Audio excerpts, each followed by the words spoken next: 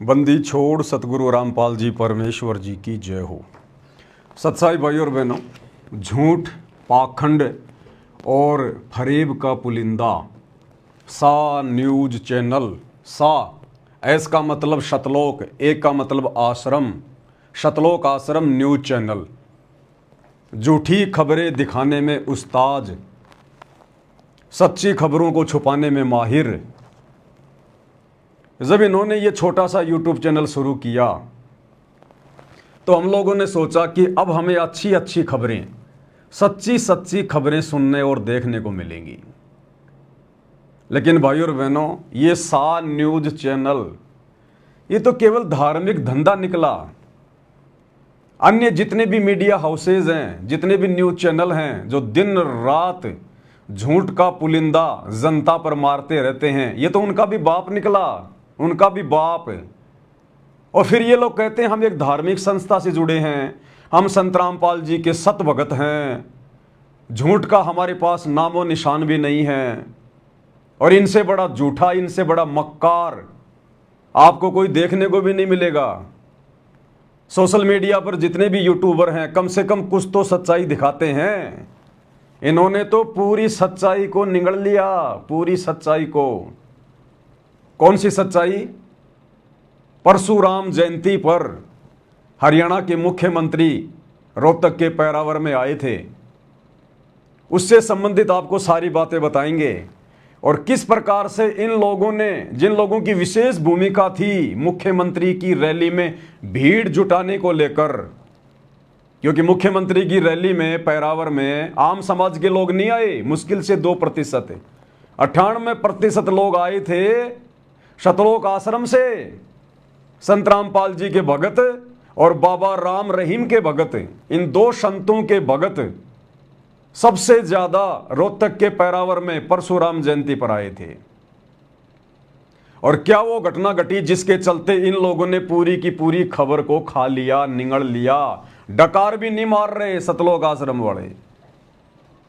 उसके बाद भाई और बहनों, हम चर्चा करेंगे कि जिस प्रकार से सत्सेवक भाई बहन ज्ञान को आधार बनाकर अपने पूज्य गुरुदेव परमपिता परमेश्वर सतगुरु रामपाल जी भगवान को परमेश्वर मानकर, ज्ञान को आधार बनाकर, घर को आश्रम बनाकर ज्ञान आधार से भक्ति कर रहे हैं।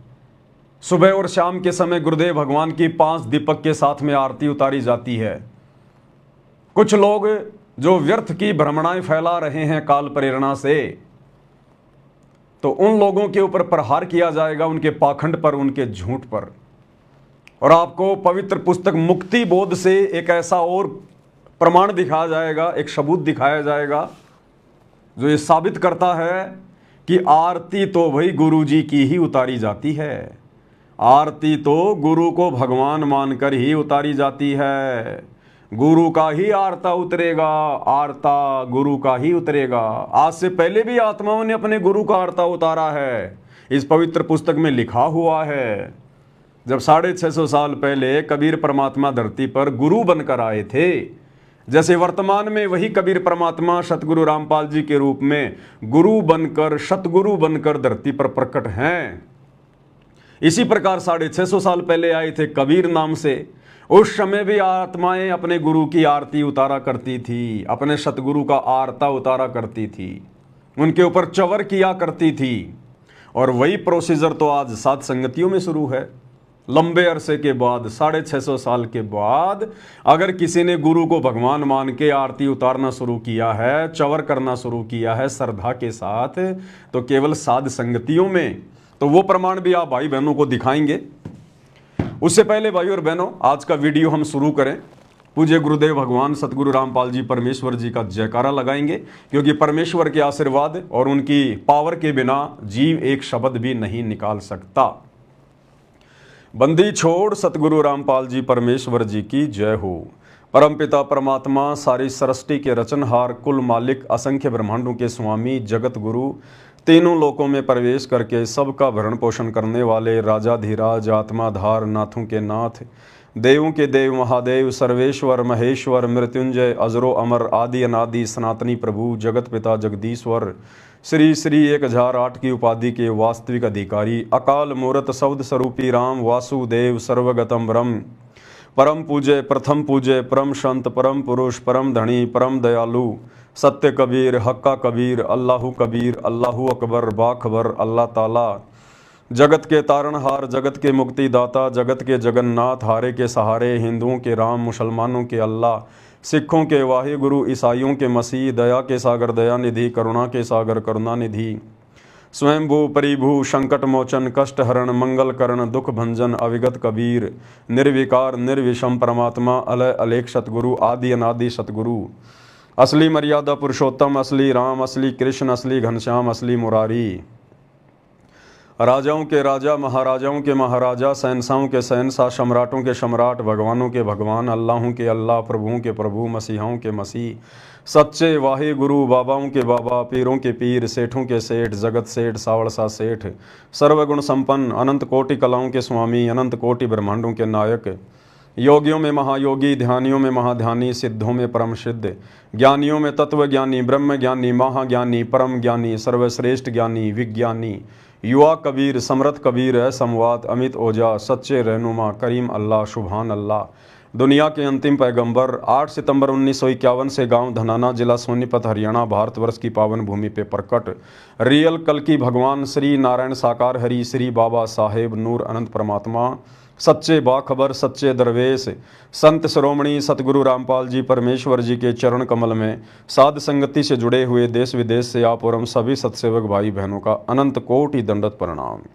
पूज्य गुरुदेव भगवान हम सभी को आशीर्वाद दें सद्बुद्धि दें हमारा मार्गदर्शन करें और जिस प्रकार से सतलोक आश्रम मैनेजमेंट हरियाणा काल की गोद में बैठकर झूठ का पुलिंदा भगत समाज में पेश कर रहा है इस प्रकार के कुकृत्यों से परमेश्वर हमारी रक्षा करें। तो भाई और बहनों जब ये सा न्यूज चैनल सतलोक आश्रम न्यूज चैनल खोला गया तो सतलोक आश्रम मैनेजमेंट हरियाणा वालों ने पूज्य गुरुदेव भगवान के कलयुगी बेटा बेटी भाई बंधु रिश्तेदारों ने कोऑर्डिनेटरों ने शरीर का पसीना झाड़ दिया पसीना एडी से चोटी तक का जोर लगा दिया पूरे हरियाणा में फैला दो इस न्यूज चैनल को। बेचारे भोले भाले भक्तों को गुरुजी का नाम लेकर कि गुरुजी का आदेश है इस न्यूज चैनल को लोगों से घर घर जा जाके गलियों में जा जाके और सब्सक्राइब करवाओ। सब्सक्राइब एकमात्र यही न्यूज चैनल है दुनिया में जो अब सच्चाई लोगों के सामने लाके रखेगा। और देखो क्या लिखा हुआ है, देखो सच जो आप जानना चाहते हैं, जो सच तो आज तक किसी ने दिखाया ही नहीं, ये मीडिया चैनल वाले दिखा ही नहीं रहे, ये कह रहे हैं कि वो सच हम दिखाएंगे हम। तो हम लोगों ने सोचा भाई वाह ये तो बहुत अच्छी बात है, चलो देर सवेर कोई न कोई तो खड़ा हुआ है माई का लाल समाज में सीना तान कर सच्चाई बताने के लिए। परंतु ये तो गीदड़ निकले, गीदड़ से भी गए गुजरे, गिद्दड़ से भी गए गुजरे। भाई और बहनों हम सतगुरु रामपाल जी परमेश्वर जी के भगत हैं, उनके बच्चे हैं, उनके वचन के बेटा और बेटी हैं, शिष्य और शिष्याएं हैं। हमारे गुरुदेव भगवान जो सतलोक के राजा हैं, सतलोक के शहंशाह हैं, स्वयं कबीर परमात्मा हैं। एक आम व्यक्ति आम संत की भूमिका करते हुए ये ज्ञान आप और हमारे तक पहुंचाने के लिए हम इस काल लोक के कष्टों से अवगत करवाकर सत्संग सुनाकर तत्व ज्ञान देकर सतलोक ले चलने के लिए आए हैं। और यदि हम पूज्य गुरुदेव जी का इतिहास देखें तो जब से उन्होंने भक्ति मार्ग की शुरुआत की है सन 1994 से लगातार संघर्ष कर रहे हैं, लगातार ऐसा संघर्ष जो आपको 21 ब्रह्मांड में कहीं देखने को नहीं मिलेगा। परमार्थ के लिए निस्वार्थ भाव से अपना सब कुछ त्याग कर दांव पर लगाकर अगर किसी ने संघर्ष किया है, कोई कर रहा है, तो एकमात्र महापुरुष सतगुरु रामपाल जी हैं। हमें कदम कदम पर उनके लीला में जीवन से प्रेरणा मिलती है, जीवन जीने की, भक्ति करने की, आगे बढ़ने की, दृढ़ रहने की, अटल रहने की। तो गुरुदेव भगवान ने हमें केवल एक ही बात समझाई है कि बच्चों जिस प्रकार से पिछले 30 वर्षों से मैं अज्ञान और पाखंड के खिलाफ, वो पाखंड चाहे मेरे घर में हो चाहे मेरे घर से बाहर हो, उस पाखंड को मिटाने के लिए जिस प्रकार से मैं संघर्ष कर रहा हूं, दुनिया भर के दाग, दुनिया भर की बदनामी, दुनिया भर का कीचड़ अपने दामन पर लगाकर मैं अपने इरादे पर अटल हूं। इसी प्रकार से यदि कोई मेरा भगत होगा, कोई मेरा सच्चा शिष्य होगा, तो वो भी मेरे पद चिन्हों पर चलते हुए अज्ञान और पाखंड के लिए कमर तोड़ लड़ाई लड़ेगा, जिस प्रकार से हमारा गुरु लड़ रहा है। और ये लड़ाई कोई ईंट पत्थर बाठे गोली बंदूक की नहीं है, ये लड़ाई वैचारिक लड़ाई है, विचारों की लड़ाई है, ज्ञान और अज्ञान के बीच में लड़ाई है। तो हमारे गुरुदेव भगवान जब पिछले 30 वर्षों से ये लड़ाई लगातार लड़ रहे हैं, और गुरुदेव भगवान के 2014 में हिसार जेल जाने के बाद यदि उनका कलयुगी परिवार, उनके कलयुगी बेटा बेटी भाई बंधु रिश्तेदार ही यदि धर्म को धंधा बनाकर जगह जगह फर्जी आश्रम खोलकर गुरु की आड़ में संगत में अज्ञान और पाखंड फैलाने लग जाएं, भगत समाज की मर्यादाएं तुड़वाने लग जाएं, भक्तों को कुमार्ग पर चलने की कुप्रेरणा करने लग जाएं, तो भाई और बहनों, सतगुरु रामपाल जी के सच्चे भगत होने के नाते हम सत्सेवकों की ये परम जिम्मेदारी, परम दायित्व बनता है कि हम इस अज्ञान और पाखंड को, जितने भी हमें गुरुदेव भगवान ने सद्बुद्धि दी है, ताकत दी है, पूरा जोर लगाकर जनमानस के सामने लेकर आए। आज नहीं तो कल ये पाखंड उजागर होगा, हो रहा है। आज भगत समाज के सामने हो रहा है, कल को देश और दुनिया के सामने होगा, क्योंकि आने वाला समय तो भक्तों का है, आने वाला समय तो भक्ति का है, भक्ति का। और भक्ति मार्ग पर जिन जिन लोगों ने बकवाद कर डाली हैं, पहाड़ जैसी गलतियां कर डाली हैं, गुरु को मानुष मानकर, उन सब के काले चिट्ठे, उन सब के काले चेहरे पूरे विश्व में उजागर होंगे, पूरे विश्व में। तो भाई और बहनों, ये सतलोक आश्रम न्यूज चैनल ये कह रहा कि सच सच जो आप जानना चाहते हैं, भाई हम जानना चाहते हैं, सतलोक आश्रम वालों, हम जानना चाहते हैं कि परशुराम जयंती पर रोहतक के पैरावर में तुम सतलोक आश्रम वालों ने संत रामपाल जी का नाम लेकर 50,000 भक्तों को मुख्यमंत्री की रैली में क्यों भेजा, किसके आदेश से भेजा? जरा ये सच दिखाओ हमें संत रामपाल जी का आदेश दिखाओ, हिसार जेल से आया हुआ, जिनके आदेश की आड़ में तुम लोगों ने धनाना आश्रम में बेचारे भोले वाले भक्तों को रात्रि में इकट्ठा कर लिया और सुबह आनन फानन में बसों में ठूंस ठूंस के मुख्यमंत्री की रैली में छोड़ दिया। दिखाओ हमें जरा वो सच दिखाओ भाई। अरे कोई तो ऑडियो वीडियो दिखाओ, कोई तो प्रमाण दिखाओ, कोई तो सबूत दिखाओ कि सतगुरु रामपाल जी ने ये गंदी राजनीति करने के लिए और राजनेताओं के तलवे चाटने के लिए रोहतक के पैरावर की रैली में धक्के खाने के लिए अपने भक्तों को कोई आदेश दिया हो। अरे बड़ा बड़ा दावा करते हैं संत रामपाल जी के भगत, ये सतलोक आश्रम वाले, कि हम ब्रह्मा विष्णु महेश की पूजा नहीं करते, ब्रह्मा विष्णु महेश तो काल के पुत्र हैं, हम काल की भक्ति नहीं करते, हम दुर्गा की भक्ति नहीं करते। और रोहतक के पैरावर में परशुराम की जयंती मनाने चले गए, परशुराम की पूजा करने चले गए। अरे तुम्हारा कोई स्टैंड है क्या? अरे दोगलेपन की भी हद होती है। एक तरफ तो तुम लोगों ने अपने घरों से ब्रह्मा विष्णु महेश की फोटोएं निकाल दी, श्री रामचंद्र जी की राम नवमी मनाना छोड़ दिया, श्री कृष्ण जी की कृष्ण जन्माष्टमी मनाना छोड़ दिया, तुम लोगों ने अपने खुद के जन्मदिन मनाने छोड़ दिए, अपने बाप दादाओं के जन्मदिन मनाने छोड़ दिए, अपने बाप दादाओं का जन्मदिन और मरण दिन मनाना छोड़ दिया, फिर परशुराम की जयंती मनाने क्यों चले गए? भाई हमें यह सच बताओ, इसका उत्तर दो सतलोक आश्रम वालों, जो तुमने नीचे लिख रखा है, सच जो आप जानना चाहते हैं। बताओ भाई बताओ, सच बताओ, क्यों बेचारे भोले भाले भगत समाज की ऐसी तैसी करवा डाली तुमने? इस परीक्षा के समय में जो गुरुदेव पल पल हमें देख रहे हैं, हमारी हर एक हरकत पे उनकी नजर है, इस अग्नि परीक्षा के समय तुमने क्यों हजारों भक्तों की ऐसी तैसी करवा दी? ये सच हमें बताओ। और भाइयों और बहनों, जैसे ही हरियाणा के मुख्यमंत्री को इस बात का पता चला कि भाई ये तो सतलोक आश्रम वालों के साथ में किसी मंत्री ने साठ गांठ करके और फोकट की भीड़ इकट्ठी कर दी, ये तो सारे ऐसे लग रहे हैं बिल्कुल बेचारे भोले भाले भगत, क्योंकि भगतों का और जगत वालों का तो रहन सहन, बोल चाल, चलना फिरना, उठना बैठना रात दिन का अंतर है। तो मुख्यमंत्री ने देखा ये तो बेचारे भोले भाले गांव के आदमियों की, कोई दिल्ली से, कोई झारखंड से, कोई छत्तीसगढ़ से, हैं, रोहतक का तो कोई है ही नहीं, पता नहीं कहां कहां से हरियाणा के उठा उठा के ले आए। बेचारे मुख्यमंत्री का चेहरा उतर गया। और फिर दूसरे मीडिया चैनलों ने, दूसरे यूट्यूबर ने जब सच्चाई दिखानी शुरू कर दी, संत रामपाल जी के भक्तों के इंटरव्यू ले लेकर, जिनको यही नहीं पता कि हम आज यहां क्यों आए हैं, आज यहां रोहतक में क्या प्रोग्राम है, हमारे को बसों में बैठा कर क्यों लाया गया है। बस हरियाणा सरकार से साठ गांठ करके 500 बसें, इन लोगों ने तो 700 बसें बताई हैं, 700 बसें, जो वीडियो बना बना के डाल रहे हैं सतलोक आश्रम वाले, कि 700 बसें हरियाणा रोडवेज की हरियाणा के मुख्यमंत्री ने सतलोक आश्रम धनाना में खड़ी कर दी रात को ही, परशुराम की जयंती से एक रात पहले, और ठोक दिया गया उस रैली में भोले वाले भक्तों को। अब बताओ, हमें सच बताओ भाई, सच। संत रामपाल जी का तो राजनीति से दूर दूर तक कोई लेना देना नहीं है, ना गंदे राजनेताओं से कोई लेना देना है संत रामपाल जी का। अरे वो सतलोक का राजा कबीर साहब अगर धरती पर आकर अपने भक्तों से इस प्रकार की गंदी राजनीति करवाएगा, तो भक्ति क्या फिर आसाराम करवाएगा या राम रहीम करवाएगा? वो ही गंदे कर्म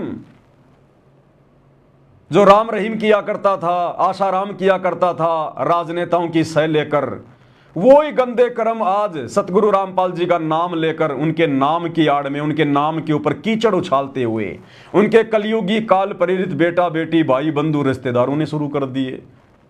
अरे क्या अंतर रह गया फिर? आम समाज क्या सोचेगा?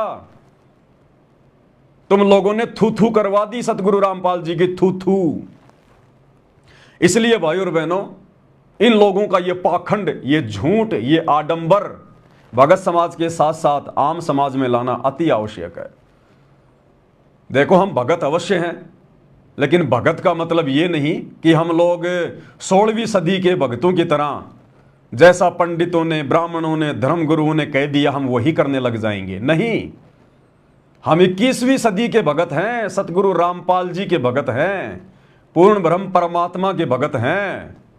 आज हमें गुरुदेव ने अपने कर्तव्यों और अधिकारों के बारे में भी बताया है।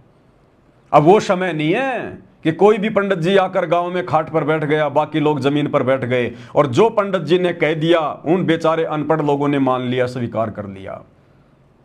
तो आज भाई ये कोऑर्डिनेटर, सतलोक आश्रम वाले, गुरुजी के परिवार वाले हमें जो मर्जी कह देंगे, जो मर्जी आदेश दे देंगे, जो मर्जी पीला पर्चा निकाल देंगे, और हम मूर्खों की भांति आंख बंद करके फॉलो कर लेंगे। भाई संभव नहीं है। हम गांधारी की तरह आंखों पे काली पट्टी बांधकर नहीं चल सकते। हम संत रामपाल जी के तत्वज्ञानी भगत हैं, उनके सतसेवक बच्चे हैं। हमें गुरुदेव ने ठोक ठोक के तत्व ज्ञान दिया है, और गुरुदेव ने कह रखा कि बेटा जब भी ऐसी कोई धर्म संकट की स्थिति उत्पन्न हो जाए, तो मैंने तुम्हें टॉर्च दे रखी है, तत्व ज्ञान रूपी टॉर्च, फोकस मार के देख लेना। इसलिए भाई और बहनों, आप और हमारी जिम्मेदारी बनती है अपने गुरुदेव भगवान की गैर हाजिरी में अपने भगत भाई बहनों की टूटती हुई मर्यादाओं को बचाने के लिए।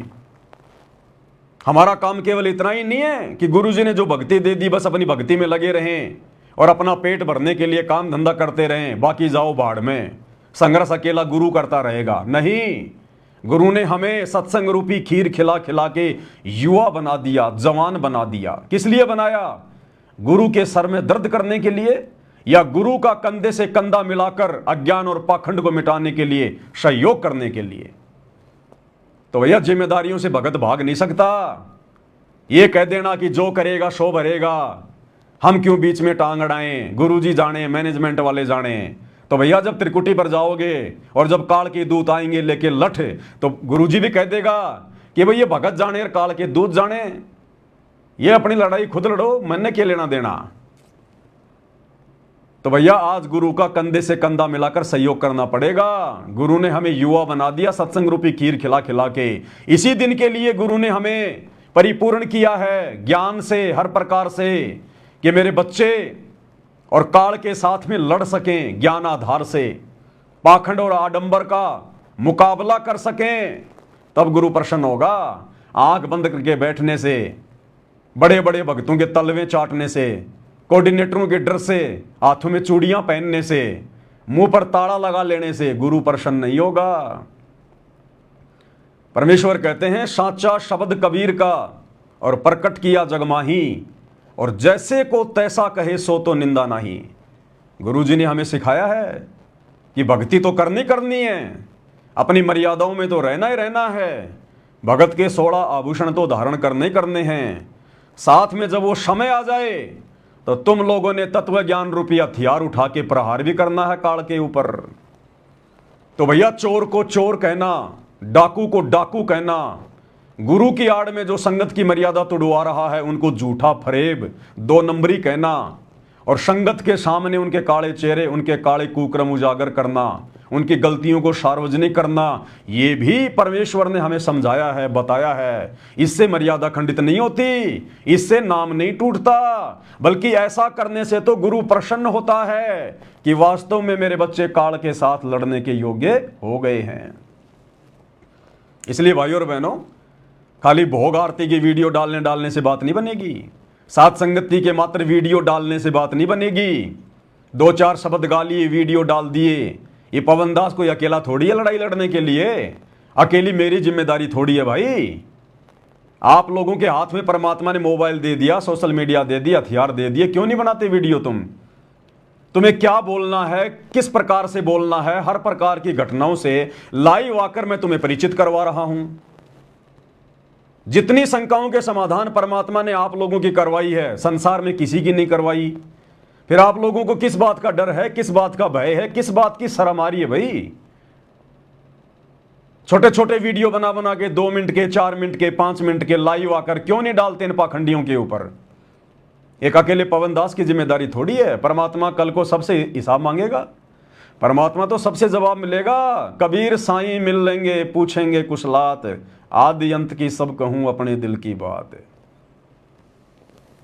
तो भाई और बहनों, परमेश्वर ने सच को सच कहना, गलत को गलत कहना हमें सिखाया है और हमने सामना करना पड़ेगा ज्ञान आधार से। हमारी लड़ाई कोई मारपीट की नहीं है, मुकदमेबाजी की नहीं है, हमारी लड़ाई है तत्व ज्ञान से, ज्ञान को आधार बनाकर।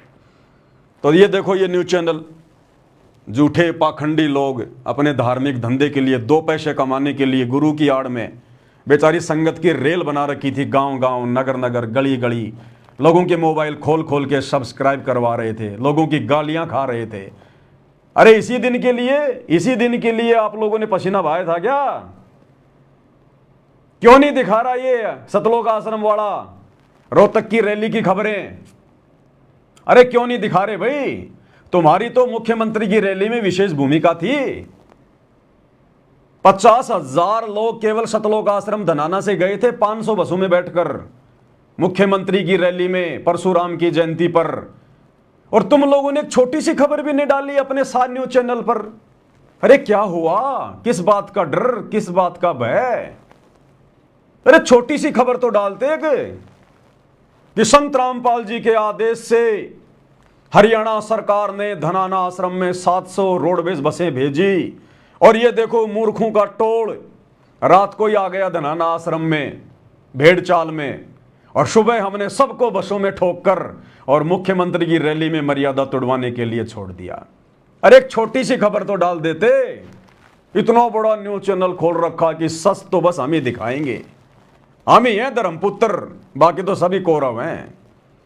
अरे तुम तो उन देश दुनिया के झूठे मीडिया चैनल वालों से भी गए गुजरे निकले, जिस रैली में तुम सतलोक आश्रम वालों की सबसे बड़ी भूमिका मुख्यमंत्री की इज्जत बचाने के लिए भीड़ भेजकर, और तुमने छोटी सी न्यूज भी नहीं डाली। अरे किस बात का डर है सतलोक आश्रम वालों? किस बात से डर गए, किस बात से घबरा गए? तुम तो कहते हो गुरु जी के आदेश से सारे काम करते हैं हम। तो जब तुम्हारे गुरु ने आदेश दे दिया परशुराम की जयंती मनाने के लिए, तो तुम्हें शर्म क्यों आ रही है भाई अपने चैनल पर वो छोटी सी खबर डालने में? दुनिया भर के लोग डाल रहे हैं, तुम भी डालो ना। और फालतू की झूठ डालते रहते हो तुम सारा दिन। शिमला में बर्फ गिर गई, हमने चाटनी है क्या वो बर्फ? हमारे क्या काम की वो बर्फ भाई? अरे हम भक्तों की वो बर्फ क्या काम की? बर्फ गिरे ना गिरे, वो तो गिरेगी मौसम के अनुसार। शिमला में भारी बर्फबारी,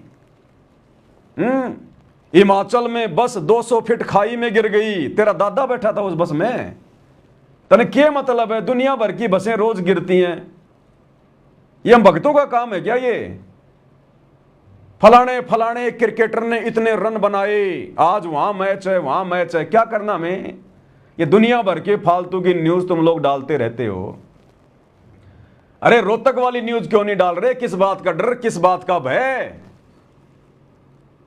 क्या तुम लोगों के अनुसार गुरुजी भी चोरी छुपे काम करवाते हैं क्या? क्योंकि ये तुम लोगों का अपना मनमाना आचरण था, इसमें गुरुजी का कोई रोल नहीं, गुरुजी का कोई लेना देना नहीं। गुरुजी तो गंदी राजनीति से कोसों दूर है, कोसों दूर। और ये सारा का सारा बवंडर क्यों किया जा रहा है भाई और बहनों? पता है, ये गुरुजी के जो लड़के हैं ना, ये चुनाव लड़ने की तैयारी में, चुनाव लड़ने की तैयारी में, और ये बीजेपी सरकार से ये टिकट प्राप्त करने के लिए इतनी चापलूसी कर रहे हैं कि हमारे को अब की बार बीजेपी से टिकट मिल जाए, रोहतक से या सोनीपत से, और कोई लेन देन नहीं है। केवल चुनाव लड़ने के लिए, बीजेपी सरकार से टिकट प्राप्त करने के लिए इतनी चप्पल चाटी जा रही है, इतनी गुलामी की जा रही है, कैसे भगत समाज की मर्यादा तुड़वाई जा रही है। आप देख लेना, ये गुरुजी का बड़े वाला लड़का, ये लोग क्यों कर रहे हैं अपनी मार्केटिंग इतनी? हरियाणा से बाहर क्यों नहीं कर रहे मार्केटिंग? ये इन्होंने धर्मशाला बनवानी होती है तो सोनीपत और रोहतक के क्षेत्र में बनाएंगे, ये जाटों की धर्मशाला। इन्होंने अगर चंदा देना है धर्मशालाओं में कहीं भी समाज में, तो रोहतक और सोनीपत के आसपास देंगे ये। जाट आरक्षण का समर्थन करना है तो हरियाणा में करना, इन्होंने बाहर नहीं करते ये। किसान आंदोलन का समर्थन करना है तो रोहतक और सोनीपत के आसपास करेंगे, बाहर नहीं करेंगे। गांव गांव जाकर लोगों को 10-10 किलो आटा, एक एक तेल की बोतल देनी है तो ये सोनीपत और रोहतक के आसपास देंगे, बाहर नहीं देंगे ये। बसें चलानी है तो ये सोनीपत में चलाएंगे फ्री में। एम्बुलेंस चलानी है गांव वालों के लिए तो ये सोनीपत में चलाएंगे। रोडें बनवानी है तो ये सोनीपत में बनवाएंगे। और समाज में कोई पैसा देना है, मर्यादा तुड़वानी है भक्तों की, तो रोहतक और सोनीपत के आसपास। क्यों भाई? हिंदुस्तान में और जगह इन चीजों की आवश्यकता नहीं है क्या? ये सारे के सारे भिखारी सोनीपत और रोनीपत में पैदा है क्या? अरे रोहतक और सोनीपत में दुनिया के सबसे ज्यादा भिखारी हैं क्या, जो तुम रोजाना जा जा के उनको 10-10 किलो आटा जबरदस्ती बिन बुनाए मेहमान की तरह? और देश दुनिया में भिखारी नहीं है? और जिन लोगों के घरों में भाई और बहनों ये लोग आटा देने जा रहे हैं ना, ये कहकर कि बहुत गरीब परिवार है, बहुत गरीब परिवार है, उन गरीब परिवारों से ज्यादा बुरी हालत तो संत रामपाल जी के 90% भक्तों की है, 90% भक्तों की। छत्तीसगढ़ में जाके देखो, बिहार में जाके देखो, मध्य प्रदेश में जाके देखो। जिन लोगों को ये भिखारी कहकर और वीडियो बनाते हैं जा जाकर संत रामपाल जी ने दाल चावल आटा तेल नमक साबुन भेजे हैं, उन लोगों से ज्यादा बुरी हालत तो संत रामपाल जी के 90% भक्तों की है आज वर्तमान में। अरे उनको जाके दो ना, कुछ तो पुण्य मिलेगा। गधों को खिलाने से क्या फायदा, दूध वाली भैंस को खिलाओ। अरे भक्तों को जाके दो, उनका सहयोग करो ना कम से कम। और क्या गरीबी मिटाओगे भाई तुम? जाओ ना तुम दिल्ली में, अरे दिल्ली में जाओ, बंबई में जाओ ना, झुग्गी झोपड़ियों में, तुम्हें नानी याद आ जाएगी। इतने भिखारी बैठे हैं वहां पर, अगर लोगों की भूख मिटाने का ज्यादा शौक है तो। अरे हमास में जाओ ना, हमास के अंदर पूरा हमास उजड़ गया, 10 लाख लोग बेघर हैं, उनको है खाने की आवश्यकता, वो है असल में आज भिखारी। जाओ ना, उनको खिलाओ ना। ये सारे भिखारी सोनीपत में पैदा हो गए, हरियाणा में पैदा हो गए, धनाना के आसपास। ये जबरदस्ती का माहौल बनाया जा रहा है भाई और बहनों, टिकट प्राप्त करने के लिए। टिकट मिल जाए तो फिर इन लोगों के पास जा जाकर वोट मांगने के लिए कि देखो जी हमने आपका मकान बनवाया था, देखो जी हमने आपके मकान का गेट लगवाया था, देखो जी हम वही हैं सतलोक आश्रम वाले जो एक बार आए थे, 10 दिन का राशन दे गए थे और बोले दोबारा आएंगे, फिर हमने मुंह भी नहीं दिखाया। और देखो जी आज हमारे को टिकट मिल गई हरियाणा सरकार की मेहरबानी से, अजी हाथ जोड़ते हैं वोट हमें देना। इसलिए ये भिखमंगे ये गंदी राजनीति कर रहे हैं, भगत होकर भगत समाज की मर्यादा तोड़वा रहे हैं ये लोग। इनका ये टारगेट है इन लोगों का, इनको भक्ति नहीं करनी, इनको भक्ति वक्ति से, भगवान से, गुरु से कोई लेन देन नहीं है। इनको तो यही काल की गंदी व्यवस्था में सड़ना है, अगले जन्म में गधा कुत्ता बन के यहीं पे कष्ट भोगने इनको। तो दिखाओ ना मेरे भाई, ये रोहतक वाली न्यूज क्यों नहीं दिखा रहे? सार न्यूज चैनल वालों, तुम्हारी जुबान पे ताला क्यों लग गया? सच जो लोग देखना चाहते हैं, हम देखना चाहते हैं, सच लाओ। दिखाओ गुरु जी का आदेश कहां है, दिखाओ परशुराम जयंती में जाने का गुरु जी का आदेश कहां है? क्यों नहीं डाली तुमने खबर अपने न्यूज चैनल पर? ये दिखाएंगे सच देश और दुनिया को। संत रामपाल जी की सूखी सूखी बेइज्जती करवा के आ गए, सूखी सूखी बेइज्जती बना दिए पोस्टर। सच जो आप जानना चाहते हैं। ये दुनिया भर के पाखंडी कम थे इस देश में, जो सुबह से लेकर शाम तक झूठ परोसते रहते हैं, जो तुमने एक नया यूट्यूब चैनल खोल दिया। सच दिखाएंगे ये, और देखना इनका एक छोटा सा ये इन भाइयों का ये वीडियो बनाया हुआ इन लोगों का कि बस सच तो केवल हम ही दिखा सकते हैं दुनिया में, दूसरा कोई है नहीं सच दिखाने वाला। देखो क्या बना रखा है।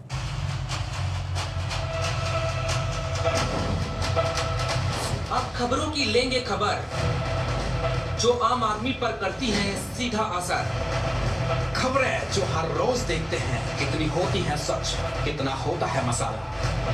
ऐसे न्यूज की सटीक रिपोर्ट करेगी अंधेरे में उजाला। खबरों की खबर का सच जो आप जानना चाहते हैं। स्टूडियो में बैठकर चिल्लाने वाले एंकर से हम भी कुछ सवाल करना चाहते हैं। गुमराह करने वाली खबरों पर लगेगी लगाम। आखिर बात का होगा पर्दाफाश।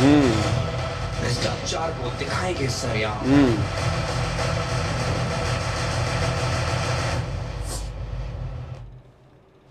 भ्रष्टाचार को दिखाएंगे सरेआम, खबरों की लेंगे खबर।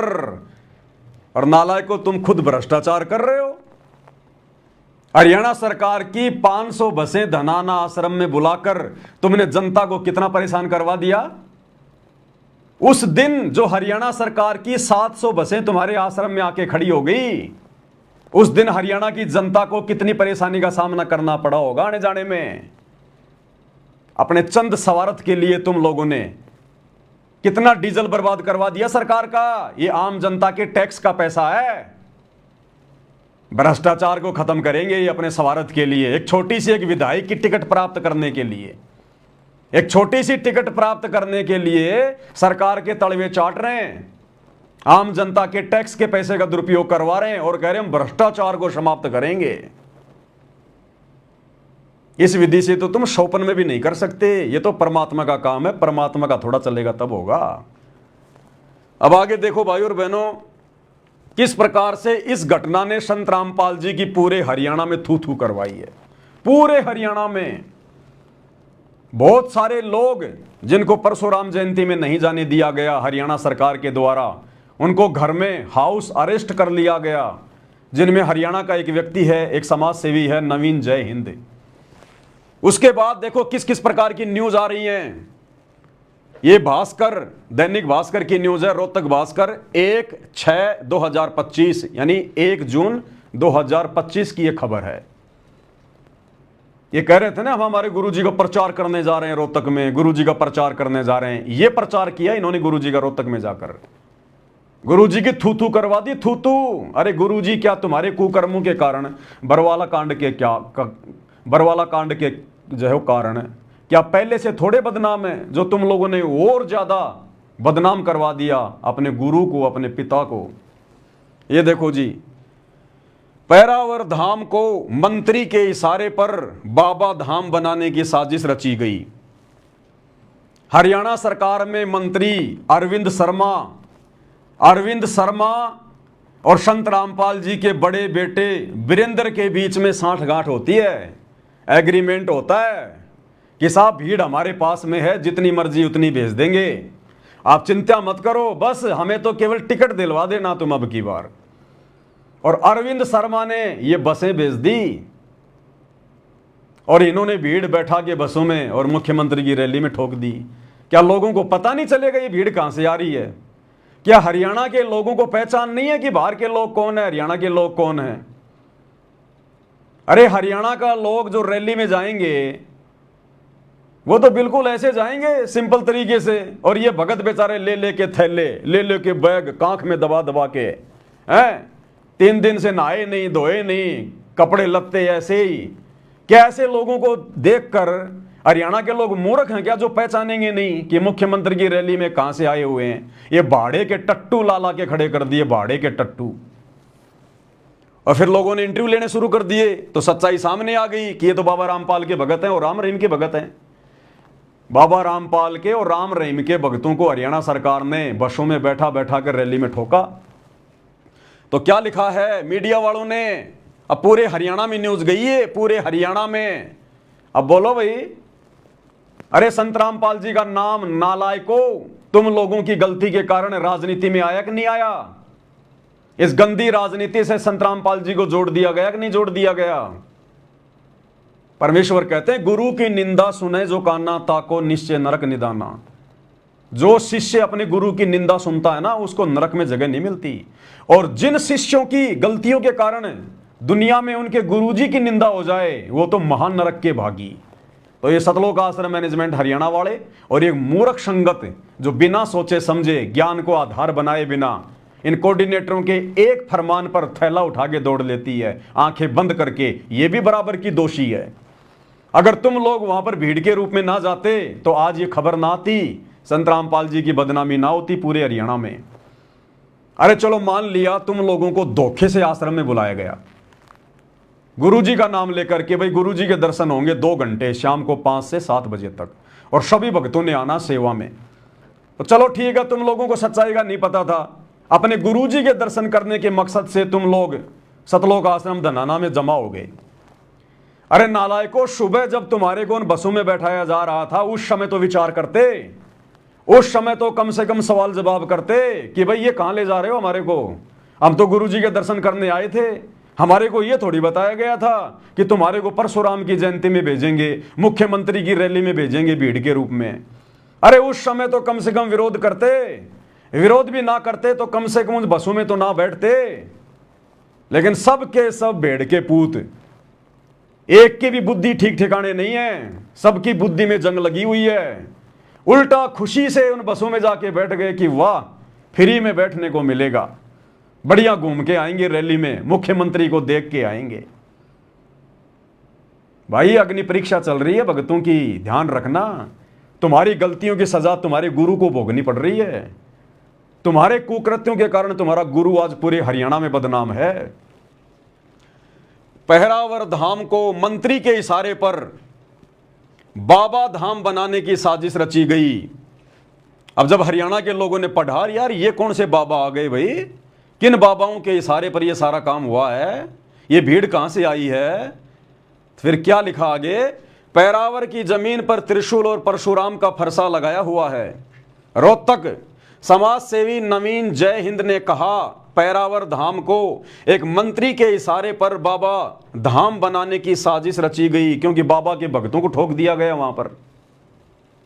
राज्य स्तरीय परशुराम जयंती समारोह में जेल में बंद 2 बाबाओं के दम पर भीड़ जुटाई गई। एक बाबा सतगुरु रामपाल जी, दूसरा बाबा राम रहीम, दोनों बाबाओं के दम पर। और इसने ऐसे ऐसे गंभीर आरोप लगाए भाई और बहनों कि संत रामपाल जी को डरा कर धमका कर हरियाणा सरकार ने कि बाबा या तो अपने भक्तों को मैसेज कर दे कि मुख्यमंत्री की रैली में चले जाओ, नहीं तो बाबा तेरी खैर नहीं है, जेल में डंडे तोड़ेंगे तेरे ऊपर, डंडे, ध्यान रख लेना, तेरा रिमांड लेंगे ढंग से अगर तूने अपने भक्तों को संदेशा नहीं दिया तो। अब लोग तो यही सोचेंगे ना कि बाबा डर गया, बाबा डर गया, बाबा को हरियाणा सरकार ने जेल में जाके डरा दिया, धमका दिया कि बाबा अपनी खैर चाहता है तो अपने घर वालों को मैसेज कर दे और पूरी संगत को भेज दे मुख्यमंत्री की रैली में, नहीं तो खैर नहीं है। तो नवीन जयंत कह रहा है कि बाबाओं को डरा कर धमका कर बाबाओं के दम पर, जबकि नवीन जय हिंद जी को इस बात का नहीं पता है। ये अपने स्तर पर जो कह रहे हैं बिल्कुल सही कह रहे हैं। बाबा राम रहीम को तो डराया जा सकता है, धमकाया जा सकता है, लेकिन जो दूसरा बाबा है ना, वो बाबाओं का बाबा है, बाबाओं का बाबा। अरे उस बाबा के नाम से तो ये काल और महाकाल दोनों थर थर कांपते हैं। काल करे जोड़ विनती और महाकाल अरदास, और जम जोरा जासे डरे मिटे कर्म के लेख, अदली असल कबीर है कुल के सतगुरु एक। जम और जोरा भी, ये काल और दुर्गा भी थर थर कांपते हैं दूसरे बाबा के नाम से, सतगुरु रामपाल जी के नाम से। ये परमेश्वर है, परमात्मा है, धरती पर प्रकट है, स्वयं कबीर भगवान है। ये अवतरित हुए 8 सितंबर 1951 को। ये बातें अभी आप लोगों को समझ में नहीं आएंगी क्योंकि अभी आप अध्यात्म से कोसों दूर हैं। लेकिन इन्होंने अपनी सोच आधार से जो कहा बिल्कुल सही कहा कि बाबाओं को जेल में डरा कर धमका कर और रैली में भीड़ भेजी गई। राज्य स्तरीय परशुराम जयंती समारोह में जेल में बंद 2 बाबाओं के दम पर भीड़ जुटाई गई। अब बताओ हरियाणा में गुरुजी की बदनामी हुई कि नहीं हुई? अरे हरियाणा में तो 2 ही बाबा जेल में बंद है, बाबा राम रहीम और बाबा रामपाल। तो लोगों के दिलो दिमाग में संत रामपाल जी की क्या छवि है? नालायकों, अपने घरों से बाहर निकल के देखो, थोड़ा सा अपनी बुद्धि को ऑन करो, जंग हटाओ। कितनी बड़ी बेइज्जती, कितनी बड़ी बदनामी तुम लोगों ने वहां जाकर भीड़ करके अपने गुरुजी की करवाई है, जिसमें सीएम भी नाराज नजर आए, हरियाणा का मुख्यमंत्री भी नाराज नजर आया कि ये तो बाबाओं की भीड़ इकट्ठी कर दी, भक्तों की भीड़ इकट्ठी कर दी, यहां पर हरियाणा के आदमी तो है ही नहीं कोई, ये तो सारे बेचारे भोले भाले गांव के लोग लाके इकट्ठे कर दिए यहां पर मंत्री ने। तो हरियाणा का मुख्यमंत्री भी नाराज नजर आया, जिससे सीएम भी नाराज नजर आए। वही समाज के लोगों में भी गलत संदेश गया। अरे हरियाणा के लोग कह रहे हैं और नवीन जयंत कह रहा है कि आम समाज में भी गलत संदेश गया, मुख्यमंत्री के लिए भी और बाबा के लिए भी, कि भाई मुख्यमंत्री को हरियाणा की जनता पसंद नहीं करती, इसलिए बाबाओं के भक्तों की भीड़ इकट्ठी कर दी गई अपनी इज्जत बचाने के लिए। और दूसरी तरफ क्या गलत संदेश गया बाबाओं के लिए कि ये बाबाओं तो राजनीतिक आदमी है, राजनीतिक, ये अपनी जमानत करवाने के लिए राजनेताओं के तलवे चाट रहे हैं, मुख्यमंत्री की सहायता कर रहे हैं, अपनी जमानत करवाने के लिए मुख्यमंत्री के पैर पकड़ रहा है, अपने भक्तों को रैली में भेज भेज कर कि मुख्यमंत्री खुश हो जाएगा कि वाह जी वाह, बाबा रामपाल ने तो हजारों भगत भेज दिए मेरी रैली में, क्या पता मेरी जमानत हो जाए। तो इस प्रकार का गलत संदेशा हरियाणा में गया संत रामपाल जी को लेकर। अरे राम रहीम के लिए तो ठीक है, राम रहीम कोई संत नहीं है, केवल झूठी फीत है संत की, ना उसको ज्ञान है कोई, ना वो कोई अवतार है, ना कोई शक्ति है, पिछले जन्म की उसकी भक्ति के कारण बाबा बन के बैठा हुआ है, अब उसकी बैटरी डिस्चार्ज हो गई तो जेल में पड़ा हुआ है। लेकिन सतगुरु रामपाल जी कौन है नालायको, ये तो तुम्हें अच्छे से पता है भक्तों। अरे ये बाबा तो राजनेताओं के भरोसे नहीं है, लेकिन फिर भी हरियाणा की जनता में क्या संदेश आ गया संत रामपाल जी को लेकर, तुम्हारी आंखों के सामने है। इसको कहते हैं गुरु निंदा। भक्तों के कारण गुरु जी की निंदा हो रही है पूरे हरियाणा में, भक्तों के कारण, और कह रहे हम शतलोक जाएंगे। तुम्हें तो काल नरक में भी कोई ठीक ठाक सी जगह देगा कोई ढंग की देख के, कि नालायकों को परमात्मा मिला उसके बाद भी 2 कौड़ी के काम करके आ गए। वहीं समाज के लोगों में भी गलत संदेश आ गया। नवीन जय हिंद ने आरोप लगाया कि जेल में बंद एक बाबा की मुंह बोली बेटी एक मंत्री से मिलकर गई। बाबा राम रहीम की मुंह बोली बेटी वो मंत्री से मिलकर गई कि आप हमारे बाबा को इसी प्रकार से 40-40 दिन की छुट्टी देते रहिए, पैरोल देते रहिए, जमानत देते रहिए, और हम बाबा के नाम की आड़ में बाबा के भक्तों को इसी प्रकार से तुम्हारी रैलियों में भेजते रहेंगे। तो ये किस्सा तो है बाबा राम रहीम की मुंह बोली बेटी का। एक बाबा की मुंह बोली बेटी एक मंत्री से मिलकर गई। अब आगे गुरुजी का जिक्र आ रहा है।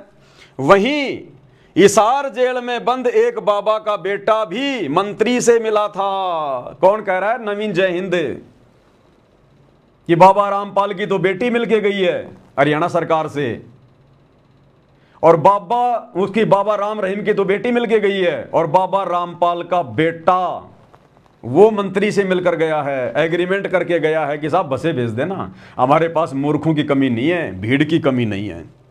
वहीं हिसार जेल में बंद एक बाबा का बेटा भी मंत्री से मिला था। इतना ही नहीं, बाबा का बेटा तो कार्यक्रम में सीएम के मंच पर भी देखा गया। गुरुजी का बड़ा बेटा वीरेंद्र, वो तो वहां पर मंच पर भी बैठा हुआ था। और हरियाणा के मंत्री अरविंद शर्मा ने बाकायदा उसका नाम भी लिया कि वीरेंद्र महाराज भी हमारे बीच में बैठे हुए हैं, वीरेंद्र महाराज। और वो गधा चुपचाप सुन रहा है कि जी महाराज तो मेरा पिता है, मैं थोड़ी हूं, महाराज तो मेरा बाप है, लेकिन कुछ नहीं बोला। और मंत्री ने सरेआम कहा कि वीरेंद्र महाराज भी हमारे बीच में बैठे हुए हैं। वो वीडियो दास आपको व्हाट्सएप पे डाल देगा। इतना ही नहीं, बाबा का बेटा तो कार्यक्रम में सीएम के मंच पर भी देखा गया। इससे अंदाजा लगाया जा सकता है कि किस बाबा के अनुयायियों की भीड़ कार्यक्रम में पहुंची थी। अब क्या संदेशा गया हरियाणा की जनता में? तुम कितना ही प्रचार कर लो, कितने भंडारे कर लो, कितना ही फ्री का भोजन खिला दो लोगों को, तुम्हारे कुकर्मों के कारण तुम्हारे गुरु की इसी प्रकार से बदनामी होती रहेगी। नालायकों, नरक के भागी बन रहे हो, नरक के भागी। उन्होंने कहा कि सरकार की ओर से मनाए जा रहे परशुराम जयंती समारोह के दौरान उन्हें सुबह ही हाउस अरेस्ट कर लिया गया था। किसको? नवीन जय हिंद को। पहले 20 पुलिसकर्मी घर के बाहर तैनात किए, उसके बाद एक बस भरकर पुलिसकर्मी पहुंचे और उसे घर में ही नजरबंद करके रखा गया। अब आगे देखिए भाई और बहनों, ये है नवीन जय हिंद जो समाज सेवी है, ब्राह्मण समाज से है। ये भी परशुराम जयंती मनाने जा रहा था और इन्होंने पहले वहां पर पूरा कार्यक्रम फिट किया था ब्राह्मण समाज की ओर से परशुराम जयंती मनाने का। लेकिन सरकार ने इनको हाउस अरेस्ट करवा दिया, इनको नजरबंद करवा दिया। उस दिन परशुराम जयंती के दिन इनको घर से बाहर नहीं निकलने दिया गया। उसके बाद ये मीडिया के सामने आए, बहुत सारे मीडिया चैनल आए, उन्होंने इनके इंटरव्यू लिए और सारी बातें इन्होंने खुलकर बताई। फिर वो मीडिया चैनल वालों ने, अखबार वालों ने छापी और हरियाणा में घर घर में वो खबर गई और संत रामपाल जी की बदनामी का कारण बना। और इंटरव्यू के समय इन्होंने क्या कहा वो भी आप सुन लीजिए भाई और बहनों। नवीन जय हिंद ने अपना इंटरव्यू दिया और सरेआम उन्होंने ये बातें कही हैं जो बातें आपने अभी अभी अखबार में देखी हैं। और नवीन जय हिंद तो उल्टा संत रामपाल जी के भक्तों को सलाह दे रहा है कि भाई तुम्हारे गुरुजी की जेल में क्या हालत हो रही है, एक बार जाकर अपने गुरुजी से मिलके तो आ जाओ कम से कम। क्या कह रहा है सुनिएगा भाई और बहनों ध्यान से। हरियाणा रोडवेज की बसें 2 आश्रमों में गई और उन 2 आश्रमों से वो लोग आए। मुझे लगता है भगवान परशुराम बहुत नाराज हुए होंगे कल। और मैं बताना चाहता हूँ भगवान परशुराम के चेले और भोले के भगत इतने कमजोर नहीं है। और वो कमजोर हो कोई डाउट में बोलने है ना, 25 तारीख को करके दिखा दिया। 1 लाख लोग आओगे, अरे 1 लाख लोग आके करेगा भाई, जितने भी लोग आओ उतने बतेरे श्रद्धा से आने चाहिए, बात खत्म। किराए की भाड़े की भीड़ क्या होता है? ये भाड़े की भीड़ से रेले के गए, भाड़े की भीड़ सरेआम कह रहा है, मीडिया के सामने कह रहा है कि बाबाओं के दम पर रैली को सफल बनाया गया है। बाबाओं को डरा कर धमका कर जेल में उनके भक्तों को रैली में भेजा गया है। भाड़े की भीड़, किराए के टट्टू, ये इज्जत पाई है सतलोक आश्रम वालों ने और ये इज्जत करवाई अपने गुरुजी की पूरे हरियाणा में इन लोगों ने। अरे नालायकों, बैठकर भक्ति करनी चाहिए हमारे को वर्तमान में। हम भक्तों का क्या मतलब है सीएम से, पीएम से, उनकी रैलियों से? राजाओं के काम राजा करेंगे, भक्तों का काम भक्तों ने करना है। बैठ के अपनी भक्ति करनी थी हमारे को। ये परीक्षा चल रही है हमारी। हमारा बाप तो हमारे लिए इतना संघर्ष कर रहा है, 12 साल से जेल में बैठा है और हम उल्टा उनके नाम पर जो है वो कीचड़ उछाल रहे हैं इस प्रकार के घटिया कर्म करके, गंदी राजनीति में हिस्सा लेके। क्या मतलब था हमारा परशुराम की जयंती में जाने का? हम अपने बाप दादाओं की जयंती नहीं मनाते, हम राम और श्री कृष्ण की जयंती नहीं मनाते, तो परशुराम की जयंती मनाने क्यों पहुंच गए तुम वहां पर? तुम्हारी खोपड़ी में खुजली चल रही है क्या? कीड़ा काट रहा है क्या तुम्हें? इसको कहते हैं काल प्रेरणा। जब काल भगत की बुद्धि पे बैठ जाता है तो भगत को भला बुरा नहीं सोचने देता, फिर वो आदेशों का गुलाम बन जाता। आदेशों का गुलाम, गुरु की आड़ में चाहे उसको गधा भी आदेश दे दे तो भी उसको ये लगेगा मेरे गुरु का आदेश है। ऐसे ठगता ये काल, ऐसे ही। तो खुद की बेइज्जती करवाई, ऐसी तैसी करवाई, मर्यादा तुड़वाई और सतगुरु रामपाल जी की हरियाणा में घर घर में मीडिया के माध्यम से, अखबार के माध्यम से बेइज्जती करवाई। आगे क्या कह रहा है? ये तो अपने 10 बाबा लगे मन। मैं पहले आपको सुना नहीं आपने मेरी बात को ध्यान से। मैंने कहा था ना जेल में फोन किए जा रहे हैं, आप लोग सुनते नहीं मेरी बात को। आप लोग पता नहीं क्यों नहीं ध्यान दिया, आप लोगों ने देख लिया। और जेल से जन्मोत्सव बाबाओं को डरा के, तो मैं बाबा के भक्तों को भी कहूंगा कि आपके बाबाओं, आपके गुरुजी जो भी हैं उनको ऐसे परेशान किया जा रहा है जेल के अंदर। आप लोग पता लगाओ एक बार, उनका हाल चल जानो आप अच्छी तरह से। फिर आगे बात है, क्या कह रहा है नवीन? जय हिंद संत रामपाल जी के भक्तों से निवेदन कर रहा है कि तुम्हारे गुरुजी को किस प्रकार से दुखी करवाया जा रहा है इस मैनेजमेंट के द्वारा, किस प्रकार से तुम्हारे गुरु को परेशान करवाया जा रहा है। एक बार जाकर अपने बाबा का हालचाल लो जेल में। ऐसे तुम्हारे गुरु को परेशान करवाया जा रहा है। ये इस जगत वाले भाई के विचार हैं जो भक्ति और भगवान से कोसों दूर है, और जिन्हें भक्ति मिल गई, भगवान मिल गया, वो नालायक गांधारी की तरह आंखों पर काली पट्टी बांध के अपने गुरुजी की बदनामी और बेइज्जती का कारण बने हुए हैं। ये आम समाज में जा रही हैं ये खबरें, यूट्यूब चैनल के माध्यम से, मीडिया के माध्यम से। क्या इज्जत रही तुम लोगों की और तुम्हारे गुरु की? अरे तुम्हारा गुरु पहले से इतना बदनाम है तुम्हारे कुकर्मों के कारण। बरवाला कांड में जो गलतियां गुरु के परिवार ने की, इन कोऑर्डिनेटरों ने की, उन गलतियों की सजा हमारा बाप हिसार जेल में बैठा बैठा भोग रहा है, ऊपर से और बदनामी। इसीलिए तो गुरुजी ने जब जब भूल पड़े पुस्तक में लिखा है कि बच्चों, मैं हिसार जेल में बैठकर तुम्हारी परीक्षा ले रहा हूं, तुम क्या क्या गलतियां करोगे मैं ये देख रहा हूं। तो ये अग्नि परीक्षा का समय है, हमारा अग्नि परीक्षा का समय है। हमारा 1% भी उस रैली में जाने का कोई मतलब ही नहीं बनता था। सारा का सारा षड्यंत्र गुरुजी के परिवार का, गुरुजी के बेटे का, गुरुजी के भाई का, हरियाणा सरकार की चापलूसी करके चुनाव में टिकट प्राप्त करने का, और ऐसे तैसी करवा रहे हैं भक्तों की, उनकी भक्ति की। तो देख लिया आप लोगों ने इस भाई के विचार। अब भाई और बहनों, मैं निवेदन करूंगा उन लोगों से, उन महापुरुषों से जो साध संगति की भक्ति क्रियाओं को लेकर दिन रात काले कव्वे की तरह कांव कांव करते रहते हैं, कांव कांव। गुरु जी की आरती नहीं उतारनी चाहिए, पवन दास पाखंड कर रहा है, जयपुर वाला पवन दास पाखंडी, फलाना दिखना। कब आदेश दिया गुरुजी ने आरती उतारने का, ये करने का, वो करने का? उन काले कौओं से मेरी विनती है, मेरी प्रार्थना है, अरे तुम इस रोहतक वाली घटना पे चुप क्यों हो भाई? ये पाखंड नहीं हो रहा क्या? पूरे हरियाणा में तुम्हारे गुरुजी की बदनामी हो रही है। अरे हम तो गुरुजी की आरती उतार रहे हैं, इससे तो गुरुजी की बेइज्जती नहीं होती, गुरुजी की बदनामी नहीं होती, उल्टा गुरु का सम्मान होता है कि देखो ये लोग अपने गुरु को भगवान का दर्जा दे रहे हैं। और ये रोहतक में 500 बसों में बैठाकर भक्तों को ठोक दिया गया परशुराम जयंती में, राजनेताओं की रैली में।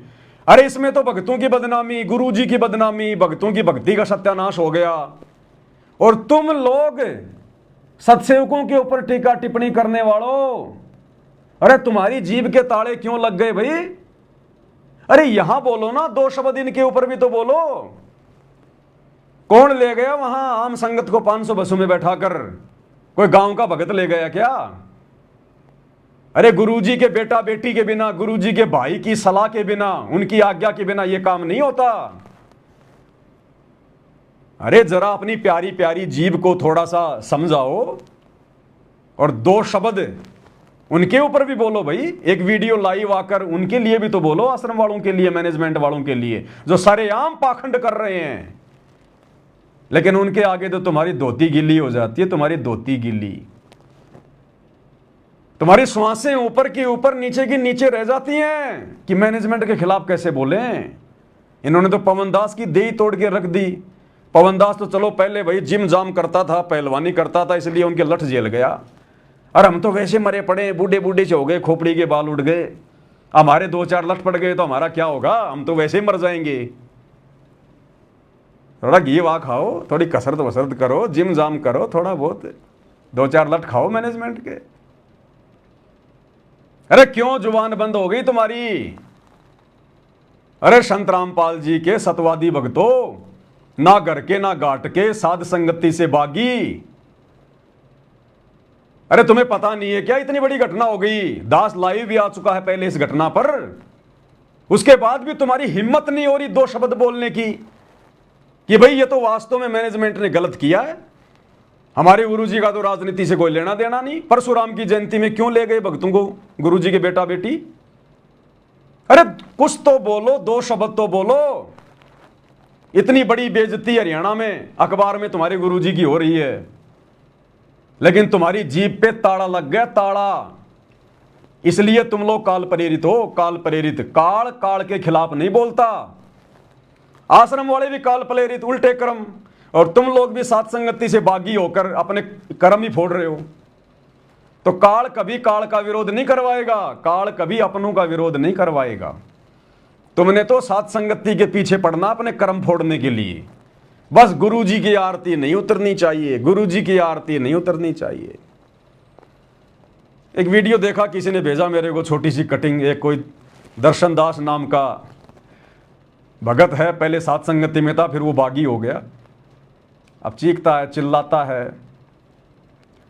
उसने कहा कि आखिर मैनेजमेंट गुरुजी के मिशन को ही तो आगे बढ़ा रहा है।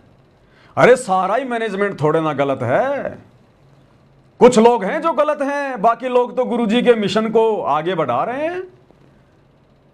कितना का आगे बढ़ा दिया भाई? अरे देखो रे जरा, कहां से गया गुरुजी का मिशन, दिखाई नहीं दे रहा। ओ हो, हरियाणा में मंत्रियों की रैली में जाके ठोक दिया गुरुजी का मिशन। कहां पहुंचाया मैनेजमेंट ने गुरुजी के मिशन को? परशुराम की जयंती में जाके पहुंचा दिया, मुख्यमंत्री की रैली में रोहतक में पहुंचा दिया गुरुजी के मिशन को। यही तो मिशन है, राजनेताओं के तलवे चाटना, यही तो मिशन है आश्रम वालों का। गंदी राजनीति करना, यही तो मिशन है। काल की गोद में बैठ के भक्तों की मर्यादा तोड़वाना, यही तो मिशन है आश्रम वालों का। आश्रम वाले गुरुजी के मिशन को ही तो आगे बढ़ा रहे हैं। ये मिशन को आगे बढ़ाना है क्या? ये परशुराम की जयंती मनवाना है क्या मर्यादा? रही मर्यादा? राजनेताओं की रैली में धक्के खाना, ये मिशन है गुरुजी का?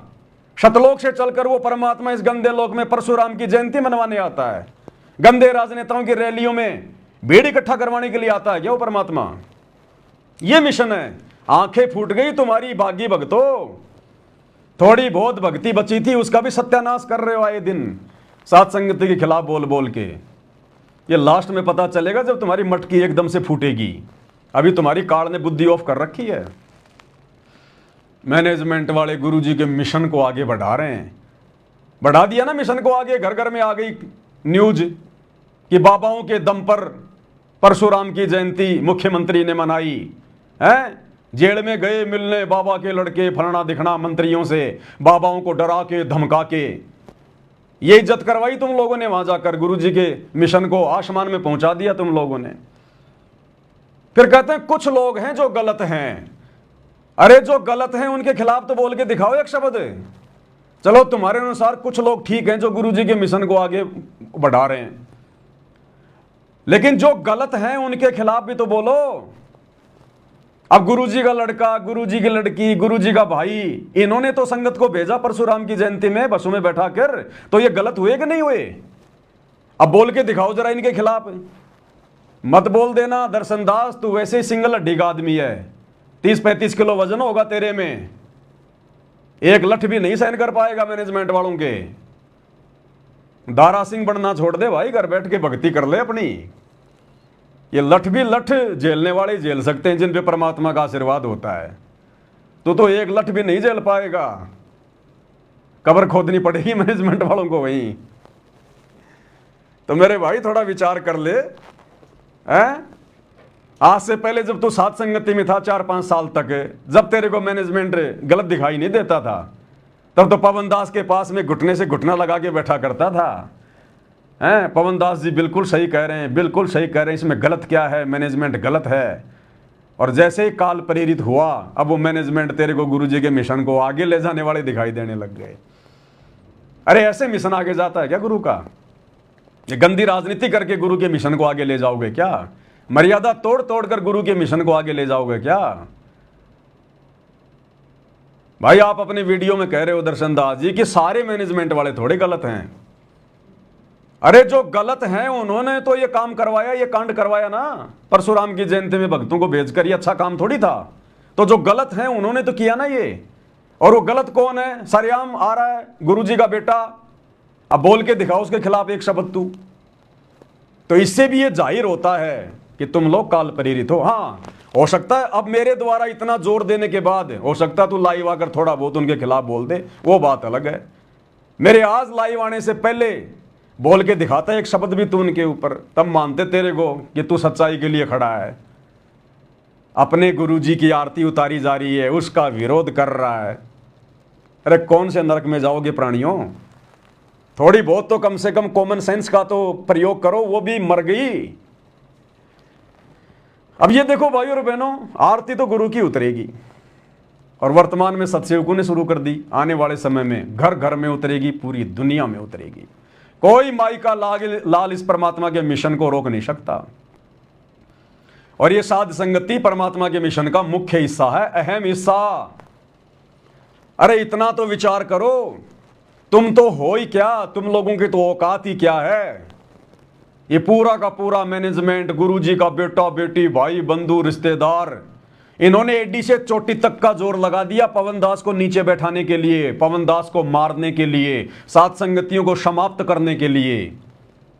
ये बाढ़ जितना फर्क भी नहीं डाल पाए सात संगतियों में, बाढ़ जितना फर्क भी, क्योंकि हमारे साथ सतगुरु है, गुरुदेव भगवान का आशीर्वाद है। ये उनका मिशन है, पवन दास का मिशन नहीं है। पवन दास तो सेवादार है, एक नौकर है, एक मजदूर है भगवान का इस मिशन में, जैसे मेरे अन्य सत्सेवक भाई बहन अपनी सेवा दे रहे हैं।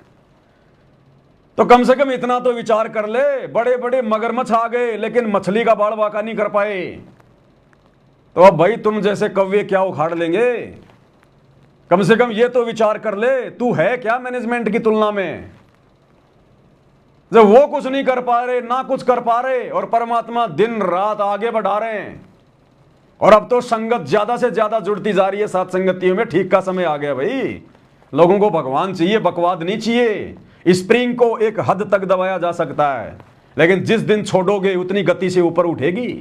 तो अब वो समय आ गया, संगत को बहुत दबा लिया 10 साल से, बहुत संगत को अंधेरे में रखा, पाखंड में रखा, झूठ में रखा। कब तक रखोगे भाई? अंदर से जब गुरुजी का तत्व ज्ञान अंगड़ाई लेगा और जब सात संगति के वीडियो सुनेंगे, जैसे लाइट के संपर्क में लाइट आएगी, चचड़ के उठेंगे, तुरंत जागृत हो जाएंगे। रो रहे हैं ये हजारों की संख्या में भाई बहनों ने थालियों के ऑर्डर किए हैं, घर घर में भगवान की आरती शुरू हो गई। ऐसे ही कोई पवन दास की बात मान लेगा क्या? लेकिन यहां पर सत्य है, सत्य, यहां पर ज्ञान आधार है, गुरु का भरपूर आशीर्वाद है, सच्चाई है, सच्चाई, झूठ और पाखंड नहीं है, दोगलापन नहीं है। आंधी की तरह आए, तूफान की तरह भाग गए, ये वाला काम नहीं है सात संगति में। कबीर का मार्ग कठिन है, नहीं कायर का काम, इस पर चले कोई सूरमा या आठों पहर संग्राम। अभी भी समय है, जो लोग फूफा कर रहे हैं फालतू में सात संगति के खिलाफ, गुरुजी से माफी मांग के और चुपचाप बैठ के भक्ति कर लो अपनी, नहीं तो दुर्गति दरवाजे पे खड़ी है। ये खोपड़ी के बाल 4 दिन में उड़ जाएंगे, पता भी नहीं चलेगा, ये काल सिर पर बैठा है।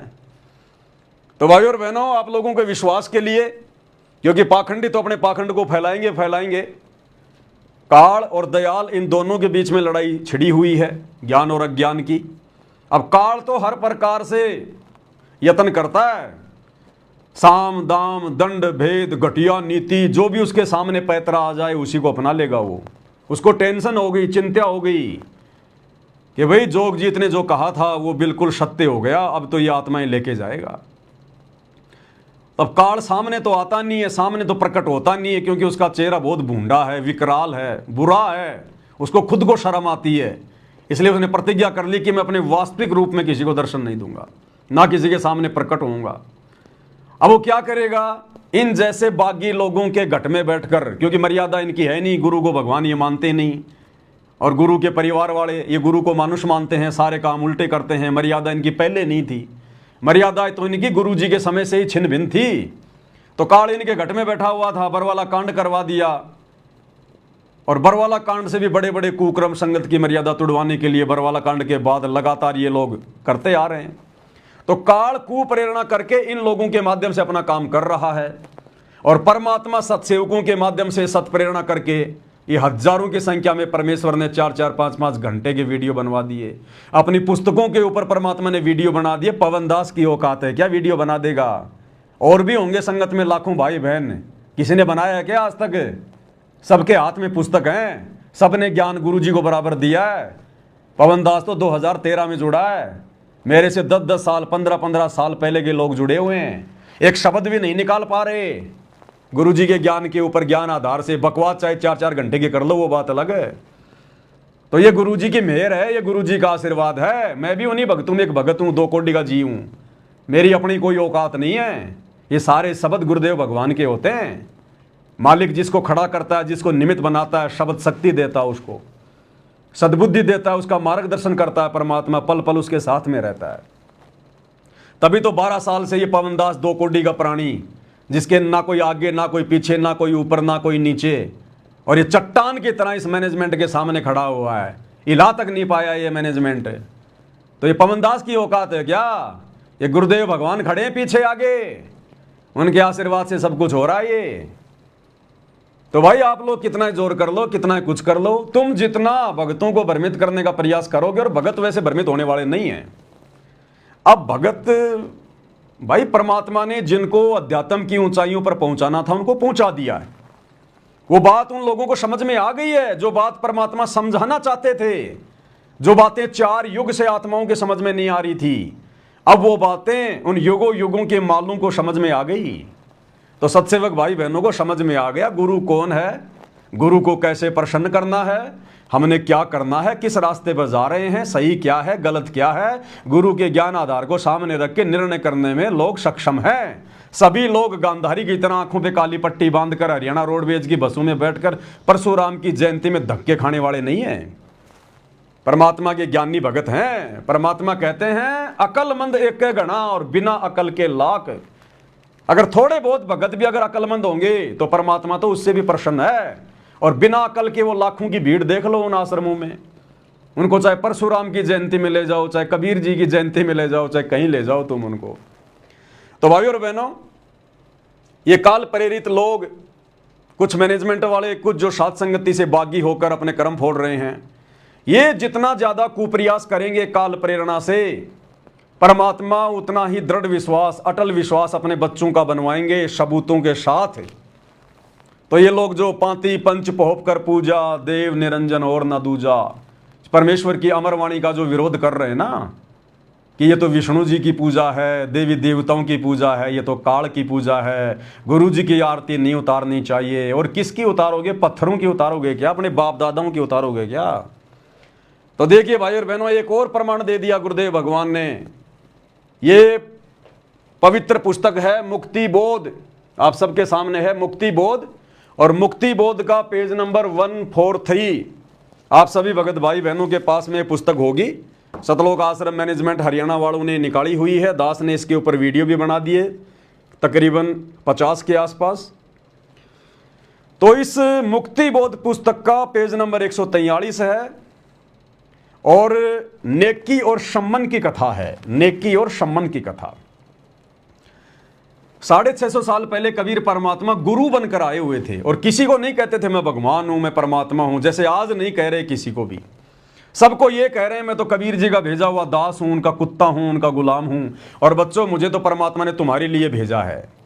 650 साल पहले भी परमात्मा यही कहा करते थे स्वयं, लेकिन अपने आप को छुपाते हुए, गुरु की भूमिका करते हुए यही कहा करते थे। धर्मदास के आगे अपने आप को कितना छुपाया, हर किसी के सामने अपने आप को छुपाया। ऐसे ही परमात्मा नेकी, सम्मन और सेवु के सामने अपने आप को छुपा रहे थे, और उनके गुरु बने हुए थे। और जब परमात्मा उनके घर पर गए उनकी परीक्षा के लिए, और जब परमेश्वर ने सारी प्रक्रिया को अंजाम दे दिया, सम्मन ने अपने बेटे की गर्दन भी काट दी, सुबह नेकी ने भोजन भंडारा भी तैयार कर दिया, सबने फिर भोजन भंडारा भी किया, परमात्मा ने सेव की कटी हुई गर्दन भी धड़ से जोड़ दी। उसके बाद की कुछ वाणियां हैं, और इन वाणियों में क्या कहा जा रहा है? नेकी कह रही है अपने पति से, गरीब बोहूं उतारूं आरता, गरीब बोहूं उतारूं आरता। और ये जो पलके हैं ना, पलके, ये जो बाल हैं पलके, कहते हैं ये पलकों के जो बाल हैं ना, इनसे अपने गुरुजी के ऊपर मैं चवर करूं। इतने प्यारे हैं हमारे गुरुजी, हमारे परमात्मा। गुरु इतना प्रिय होता है, इतना पूजनीय, इतना आदरणीय होता है। और नेकी सम्मान से कह रही है कि अपने गुरुजी पे तो अपनी जान भी वार दे तो भी थोड़ा है। हम क्या कुछ ना कर दें अपने गुरुजी के लिए, उनको प्रसन्न करने के लिए। तो क्या कह रही है नेकी? ध्यान से पढ़िएगा, मुक्ति बोध पेज नंबर 143। और ये देखिएगा भाई और बहनों, गरीब बोहूं करी हूं आरता, पलकों चोर डुराए, सम्मन से नेकी कहे दो अपना शीस चढ़ाए। क्या कह रही है बहन नेकी अपने पति से? अपने गुरुजी के सम्मान के लिए, उनकी पूजा के लिए, उनको प्रसन्न करने के लिए। गरीबदास जी कह रहे हैं, गरीब बोहूं करी हूं आरती, अपने हाथों से अपने गुरुजी की आरती उतारूं, अपने गुरुजी का आरता करूं। बोहूं करी हूं आरता, आ गई ना, आरता उतारा जाता ना, आरती आरता। बोहूं उतारूं आरता, पलकों चौवर डुराए, और अपनी पलकों के बाड़ों का मैं चवर बना के अपने गुरुजी के ऊपर डुराऊं। अरे नालायको, वर्तमान में तो हमने इतनी मेहनत करने की भी जरूरत नहीं है। अरे उस समय तो बहुत ज्यादा गरीब परिवार था बेचारा, खाने के भी दाने नहीं थे, वो चवर कहां से लाता, थाली कहां से लाता। और उस समय मोक्ष का प्राइम टाइम भी नहीं था, परमात्मा ने पूरा ज्ञान भी नहीं दिया था, पूरा भक्ति समाधान भी नहीं दिया था। फिर भी वो आत्माएं कह रही हैं कि बोहों करी हूं आरती, मैं अपने हाथों से अपने भगवान की आरती उतारूं, अपने गुरु की आरती उतारूं, उनका आरता करूं। बोहों करी हूं आरता, और पलकों चवर डुराए, चोर यानी चवर, और पलकों से, पलकों के बाल उखाड़ उखाड़ के अपने गुरुजी के ऊपर मैं चवर करूं। मेरे गुरु इतने पूजनीय हैं, मेरे लिए इतने परमादरणीय हैं। अरे आज तो गुरुजी ने तुम्हारे लिए चवर की व्यवस्था करवा दी, चवर की व्यवस्था। आज गुरुजी ने तुम्हारे लिए थाल की व्यवस्था करवा दी, थाल की, दीपक की, घी की। उस समय तो बेचारे इतने गरीब थे, सेव सम्मन, घर में रोटी चौपड़ने को भी घी नहीं था। और आज परमात्मा ने सबको इतना शिक्षित कर दिया, सबको ऐसा काम धंधा दे दिया। आज तो परमात्मा घर घर में दास को प्रेरणा करके, सत्सेवक भाई बहनों को सेवा में लगा के, और घर घर में तुम्हारे पास में घर बैठे और 5 दीपक वाली आरती अपने गुरुजी का आरता उतारने के लिए भिजवा रहे हैं, चवर भिजवा रहे हैं, अन्य सामग्रियां भिजवा रहे हैं। और फिर भी तुम्हारे खुजली हो रही है कि गुरुजी की आरती नहीं करनी चाहिए, गुरुजी की आरती नहीं करनी चाहिए। ये देखो गुरुजी की आरती की जाती है, चवर ना मिले तो आंखों के बाल पाड़ पाड़ के गुरुजी का, आंखों के बाल पाड़ने का मतलब है, मतलब इतना प्रिय हमें अपना गुरु है। अगर कभी ऐसी नौबत आ गई तो शरीर का रक्त भी गुरुजी के लिए टपका टपका बहा देंगे उनकी सेवा में। इतना प्रिय गुरु, इतना पूजनीय गुरु, उनके सम्मान में ये बातें कही जा रही हैं। आज तुम्हें आंखों के, ये पलकों के बाल उखाड़ने की जरूरत नहीं है, भगवान ने चवर बनवा दिए, चवर। आरती घर घर में भगवान आरती की थाल भिजवा रहे हैं। अब बताओ फिर भी तुम्हारे गुरुजी की आरती उतारने में जोर आ रहा है, तो इससे बड़ा प्रमाण और क्या चाहिए मेरे भाई। अरे नेकी कह रही अपने पति से कि बोहूं करी हूं आरती, नैनो चवर डुराए। और गुरुजी आज घर पे आए हैं, गर्दन देव चढ़ाए। कर लो खुश परमात्मा को, आज इतना खुश किया जा सकता है।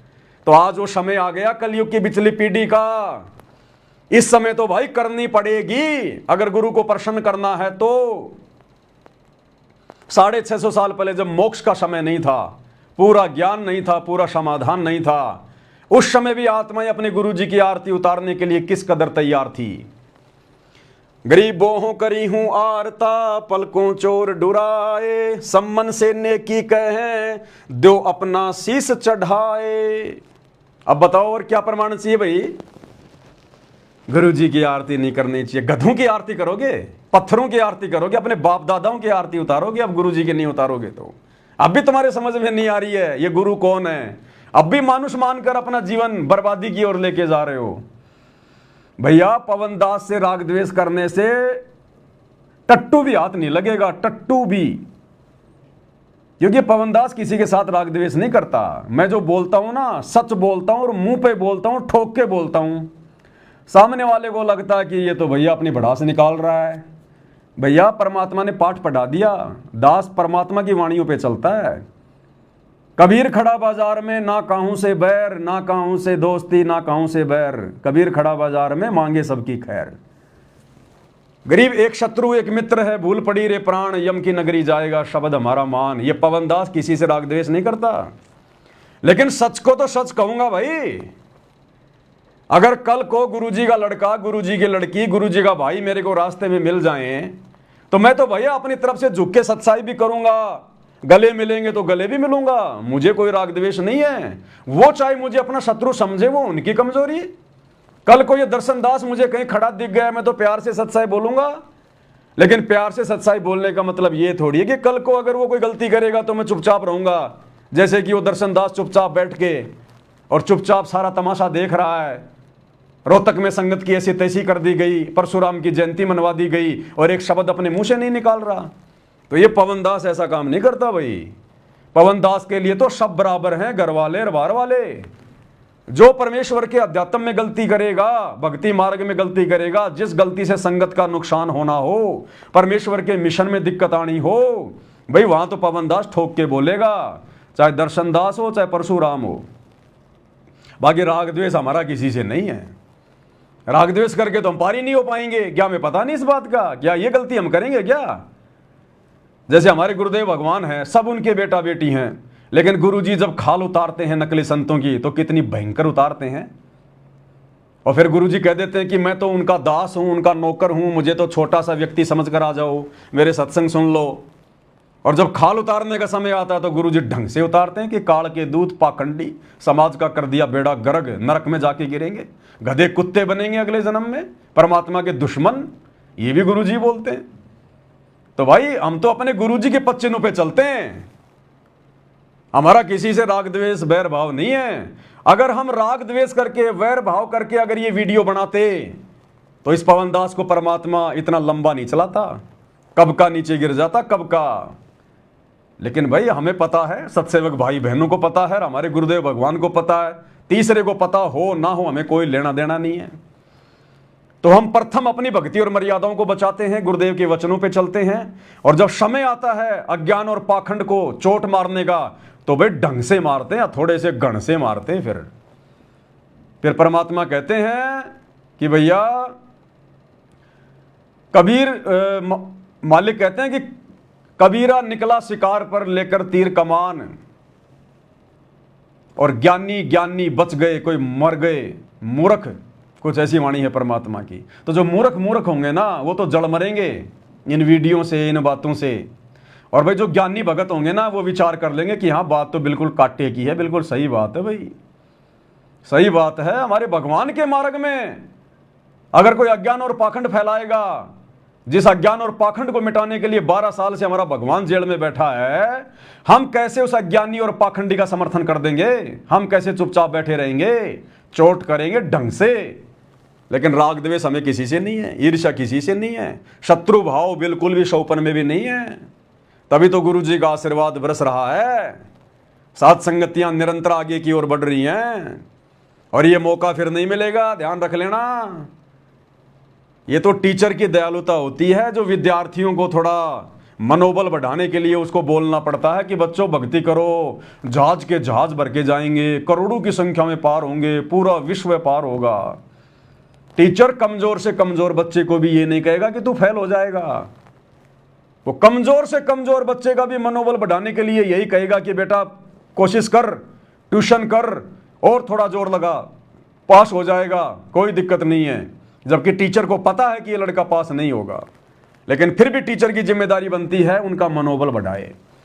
तो इसी प्रकार जो परमात्मा बार बार सत्संगों में कहते हैं ना कि बच्चों सारे के सारे जहाज में बैठ के चलेंगे, शतलोक चलेंगे, अरबों की संख्या में जाएंगे, जहाज के जहाज भर के जाएंगे, कुछ नहीं जाने वाला। सतगुरु क्या बोलता है, कहाँ बोलता है, शब्द सैन सतगुरु की पहचान है, पावे अटल सुहाग रे। सत्संगों से ही सारा निष्कर्ष निकलेगा। दर्शनदास जी कह रहे थे अपनी वीडियो में, थोड़ा सा देखा था मैंने, किसी भगत ने भेजा था इसलिए देखना पड़ जाता, बाकी मैंने अपना दिमाग लगाता इन फालतू की चीज़ों में। कुछ कह रहा था शायद, ऐसी थी कोई सतलोक जाने की बात थी कोई। तो भाई अब आपको गुरु जी का एक वीडियो दिखाता हूं। परमेश्वर ने जो वाणियां बोली है ना, वो झूठी नहीं है, मिथ्या नहीं है। ये वाणियां जो हमारे सिलेबस में परमात्मा ने शामिल की है ना, कि ये संसार विघन की घाटी, कोई निकलेगा बिरला शूर। अगर जहाज के जहाज ही भर के जाने होते, करोड़ों की संख्या में भगत सतलोक जाने होते, तो फिर परमात्मा इन वाणियों को वर्तमान कलयुग की बिचली पीढ़ी में भक्ति सिलेबस से बाहर निकाल देता। ये वाणी शामिल करने की जरूरत नहीं थी कि ये संसार विघन की घाटी, कोई निकलेगा बिरला सूर। बिरला क्यों जाएगा भाई? जब गुरु जी कह रहे पूरा विश्व पार होगा, तो सारे ना बिरले हो गए, करोड़ों की संख्या में जाएंगे, जहाज के जहाज भर के जाएंगे। तो परमात्मा का जहाज तो इतना बड़ा है, चाहे कितने बैठा दो, पूरी पृथ्वी आ जाएगी, किस ब्रह्मांड आ जाए उसके जहाज में। तो फिर ये क्यों कह रहे हैं गुरु जी, ये संसार विघन की घाटी, कोई निकलेगा बिरला सूर? ये नहीं कहना चाहिए। फिर ये संकेत है गुरु के, समझदारी समझते हैं। फिर परमात्मा कहते हैं, दास गरीब कह नरलोई, सतगुरु को चिन्ह बिरला कोई। कि जब सतगुरु धरती पर आएगा, वो कबीर भगवान गुरु बन के जैसे वर्तमान में आए हुए हैं, कहते हैं उसको कोई बिरला ही पहचान पाएगा। इसलिए मालिक कहते हैं, ये संसार विघन की घाटी, कोई निकलेगा बिरला शूर। और वो बिरले परमात्मा ने सात संगति में रख दिए छांट के। अब उन बिरलों की भी परीक्षा चल रही है, हाई लेवल की परीक्षा। ये सात संगति की बातें समझना, सात संगति की बातों को हजम करना, ये अरे गहरे नथु बैरों की बस की बात नहीं है। इसलिए तो सात संगति से जुड़कर भी नहीं टिक पाते, नियम मर्यादाओं में नहीं रह पाते, और अंत में सात संगतियों से उनको भागना पड़ता है कोई न कोई बहाना बना के। क्योंकि ये ट्रेनिंग सेंटर है, ट्रेनिंग सेंटर। इसी सात संगति में वही टिकेगा जो सूरमा होगा, जिसने इसी जन्म में सतलोक जाना होगा। तो गरीबदास जी कह रहे हैं, ये दास गरीब कह नरलोई, और साहिब चीन बिरला कोई। सतगुरु को चीन यानी पहचान बिरला कोई। खोकापुर में काग मिले दिन दोई रे, अरबों में कोई हंस हमारा होई रे। क्यों भाई? पूरा विश्व पार होगा ना, फिर अरबों में परमात्मा कहते हैं कोई कोई हमारा अंश होगा। भाई और बहनों, सत्संग से ही हर प्रकार की शंकाओं का समाधान होता है। अब आपको यकीन दिलाते हैं गुरुदेव के सत्संग से कि हां, सतलोक में इक्की दुक्की आत्मा ही जा पाती हैं। इक्की दुक्की का मतलब बहुत कम आत्माएं, कलयुग की पिछली पीढ़ी में बहुत कम आत्माएं, बहुत कम आत्माओं का नसीब होता है जो अपने गुरु के साथ उनके जहाज में बैठ के जा पाती हैं सतलोक में। गुरु जी का सत्संग क्लियर करेगा। ये सत्संग है पूज्य गुरुदेव भगवान का। इसमें गुरुदेव भगवान आदरणीय गरीबदास जी का जिक्र कर रहे हैं कि कैसे कबीर परमात्मा गरीबदास जी को मिले, फिर उनको सतलोक लेकर गए, सारे ब्रह्मांड दिखाए। और जब गरीबदास जी सतलोक की आत्माओं के साथ में खेलने कूदने लगे, उनसे मिलने लगे, तो सतलोक वाली आत्माओं ने, सतलोक के हंसों ने क्या कहा? ध्यान से सुनना। सतलोक के हंस कहने लगे कि भाई ये परमात्मा हर बार जाता है, लेकिन इसकी कोई सुनता ही नहीं। पहले सत्संग सुन लो परमात्मा को, फिर आपको निष्कर्ष निकाल के बताएंगे क्या कह रहे हैं गुरुदेव।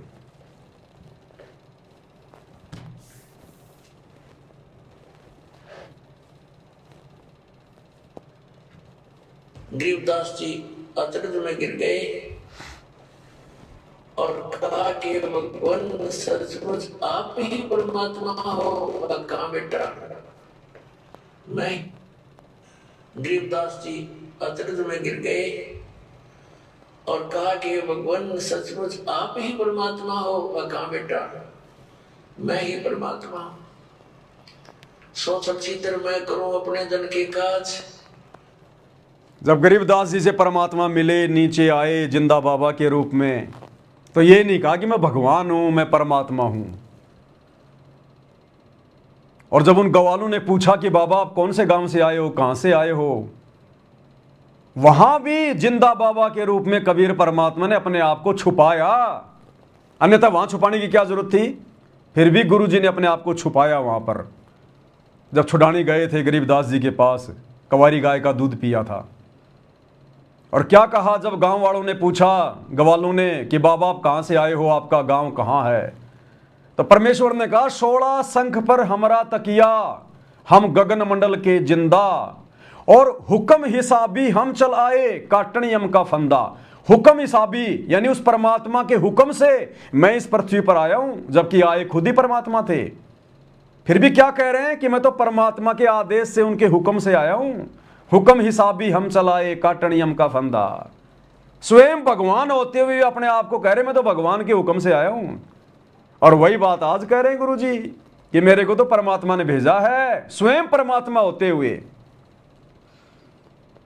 तो गरीबदास जी तो उनको परमात्मा का भेजा हुआ मान रहे थे।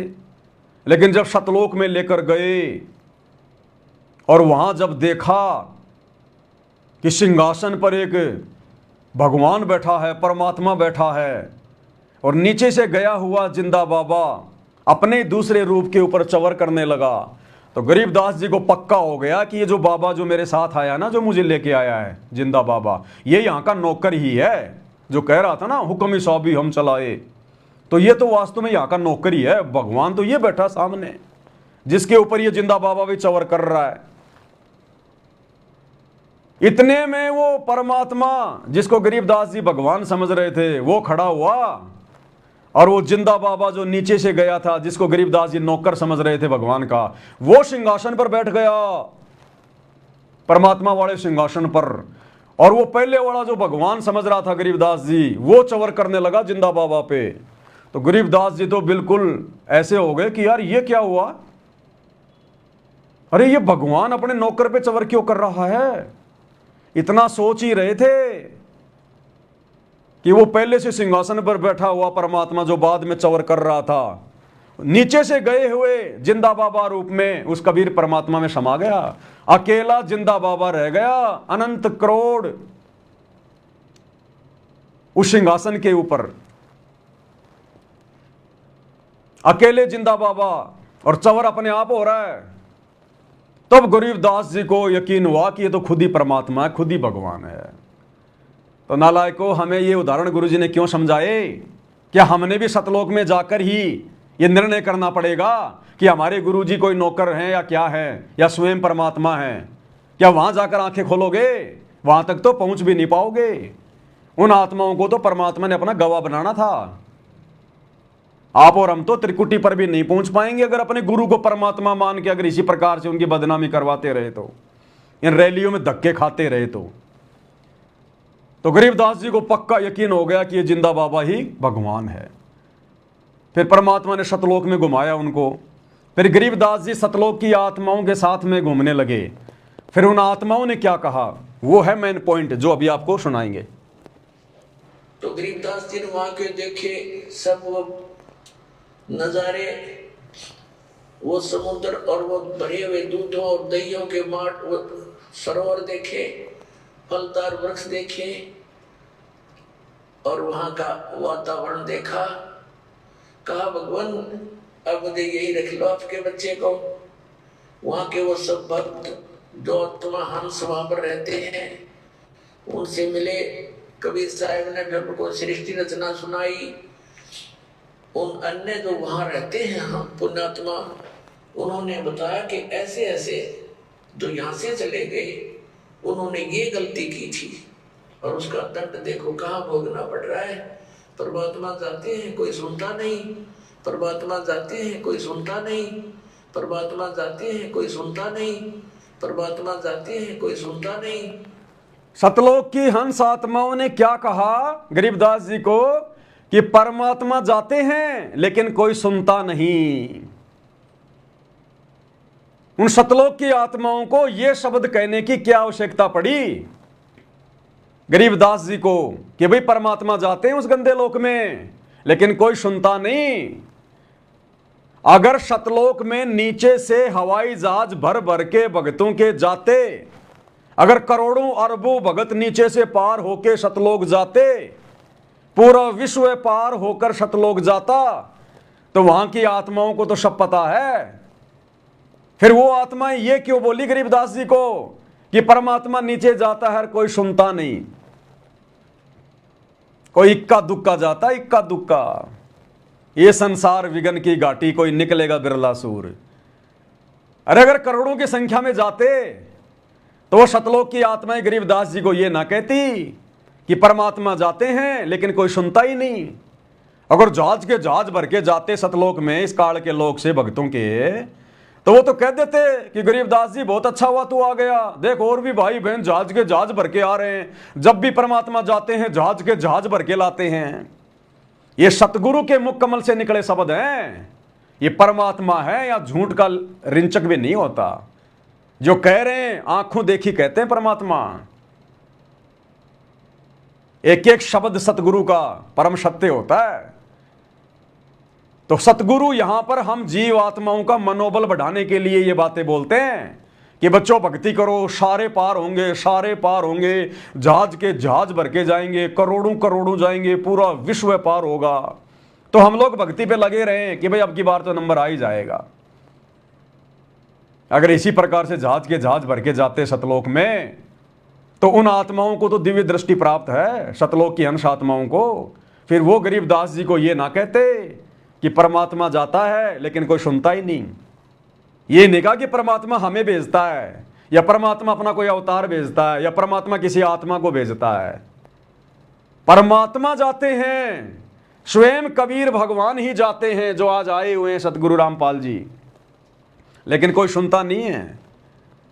थोड़ी बहुत आत्माएं, चंद आत्माएं इस कलयुग की पिछली पीढ़ी में सुनती हैं। अब आप देख लो, आपकी आंखों के सामने है। आज सतगुरु रामपाल जी को परमात्मा मान के उनके कितने भगत पूज रहे हैं। बाकी दुनिया तो छोड़ो आप, बाकी दुनिया की तुलना में 8 अरब की जनसंख्या है, 800 करोड़ की। आधा प्रतिशत लोग भी संत रामपाल जी की शरण में नहीं है। अगर 800 करोड़ का आधा प्रतिशत निकालोगे, इतने लोग भी संत रामपाल जी की शरण में नहीं है। और जितने हैं उनमें से मुट्ठी भर लोग केवल गुरु को परमात्मा मान के अभ्यास कर रहे हैं सतलोक जाने का। गुरु की आरती उतार के, गुरु को परमात्मा मान के, ज्ञान आधार से भक्ति करके, गुरु को भोग लगा के प्रयास कर रहे हैं, रिहर्सल कर रहे हैं गुरु को प्रसन्न करने का।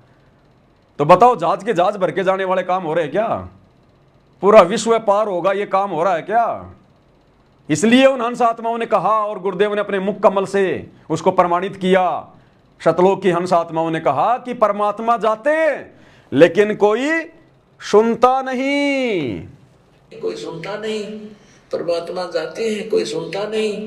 परमात्मा जाते हैं, कोई सुनता नहीं। उस काल की ही बातों में फंसे पड़े हैं, उसके झूठे सुख में सब वहीं पर व्यस्त हैं। जन्म और मृत्यु और 84 लाख प्रकार के प्राणियों के शरीरों में वो कष्ट उठा रहे हैं। तो गरीबदास फंसे पड़े हैं, काल की व्यवस्था में सड़ रहे हैं। परमात्मा की बात कोई सुनता नहीं। कहां सुन रहे हैं? देख लो, ये परशुराम की जयंती मनाने पहुंच गए, सुन रहे हैं अपने भगवान की। कौन सा दिन कहा गुरुजी ने किसी राजनेता की रैली में जाने के लिए, परशुराम की जयंती में जाने के लिए, किसी की भी जयंती में जाने के लिए कोई आदेश है गुरुजी का? 30 साल से किसी सत्संग में कहा, किसी को आदेश दिया? नहीं मान रहे ना परमात्मा की। तो वो सतलोक की आत्माएं सही तो कह रही हैं कि परमात्मा जाता है, कोई सुनता नहीं। तो चंद आत्माएं सुनने को तैयार हुई है, जिन आत्माओं को गुरुजी ने युगों युगों से ट्रेनिंग दी है। आप और हम सत्सेवक भाई बहन कोई आज की नहीं है। ये गधे कुत्ते के शरीर से आए हुए हैं सतलोक आश्रम वाले एरिया भगत, जो इन आश्रमों में जा रहे हैं। तभी तो उनकी बुद्धि में नहीं आ रही बात है। ये तत्व ज्ञान ऐसे समझ में नहीं आता। जो अभी ताजा ताजा 84 लाख योनियों से आते हैं ना, वो गुरु की बातों को सीरियस नहीं लेते। वो गुरु को परमात्मा नहीं मान सकते हृदय से। जुबान से तो बोल देंगे सतगुरु रामपाल जी भगवान की जय, भगवान की जय, और 2 मिनट में भगवान की फिर बेइज्जती भी करवा देंगे रैलियों में जा जाके, परशुराम की जयंती मना मना के। तो ये 84 लाख योनियों से आए हुए प्राणी है ज्यादातर। और जो थोड़ी बहुत कोई अच्छी आत्मा होगी, वो गुरु जी के हिसार जेल से बाहर आने से पहले पहले समझ जाएगी और साथ संगति से जुड़ जाएगी। और आप और हम वो विशेष आत्मा है परमात्मा की। गरीब साधु सेती मस्करी चोरा नाल खुशाल, और मल अखाड़ा जीतेंगे युगन युगन के माल। युगों युगों से यह परमात्मा आप और हमें मनुष्य जन्म देता हुआ आ रहा है, आप और हमको अपने शरण में लेकर भक्ति कर जो ये है ये करवाता हुआ आ रहा है। ये रिहर्सल परमात्मा आप और हमारे से करवा रहा, तब आज जाके हमारे ये भगवान समझ में आया है, तब आज संगत में जाके दो फाड़ हो गए, दो पार्ट हो गए कि भैया हम तो काल की व्यवस्था में नहीं सड़ेंगे, हम तो देखा देखी में नहीं चलेंगे, हम तो गुरुजी के तत्व ज्ञान पे चलेंगे भाई, हम तो गुरुजी के आदेश को फॉलो करेंगे जो सत्संग रूपी आदेश है, या गुरुजी आमने सामने होके आदेश देंगे। और इस परीक्षा के समय में तो भैया हम वो करेंगे जो बिल्कुल हमें उचित लगेगा, क्योंकि परीक्षा के समय में टीचर की बात भी नहीं मानी जाती है। ना ना ना ना ना, अरे परीक्षा के समय में विद्यार्थी को छूट होती है, वो बाध्य नहीं होता अपने गुरु की बात मानने के लिए।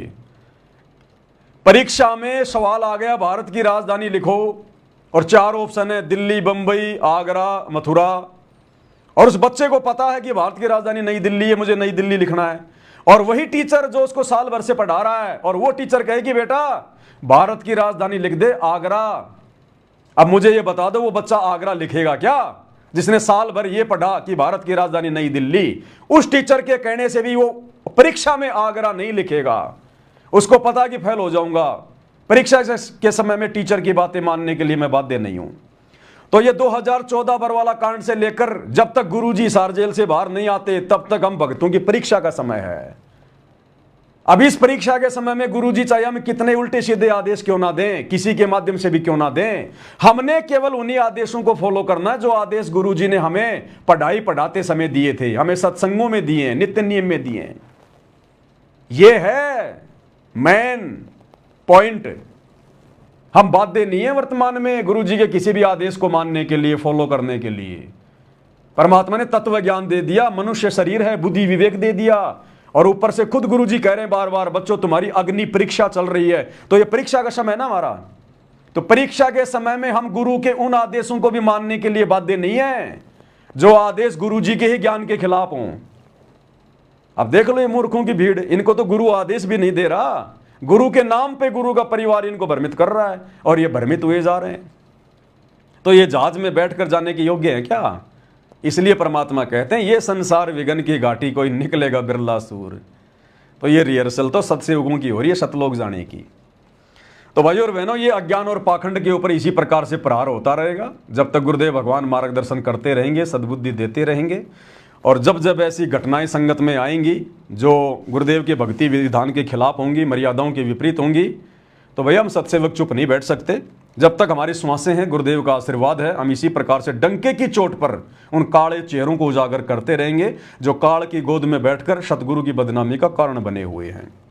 और इसीलिए परमात्मा ने अपन एक शब्द में ये बातें कही है। ये पवित्र पुस्तक है सतगुरु महिमा शब्द संग्रह, जो गुरुदेव के आशीर्वाद से छपवाई गई है और सत्सेवक भाई बहनों को डाक के द्वारा घर घर भेजी जा रही है, जिसमें गुरुदेव के सभी शब्द हैं। इस शब्द पुस्तिका में सतगुरु शब्द महिमा के अंदर शब्द है निरंजन धन तेरा दरबार, शब्द नंबर 49 है, पेज नंबर 132। अब यही तो परमेश्वर ने समझाया हमारे को, इस काल लोक का झंझट का सारा सिस्टम।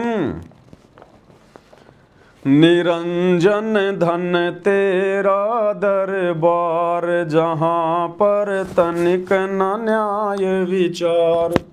निरंजन धन तेरा दरबार, जहां पर तनिक न न्याय विचार। जरा भी न्याय विचार नहीं है, संसार में तो है ही नहीं, दुनिया में तो है ही नहीं, अरे इन आश्रमों में भी जरा भी न्याय विचार नहीं है।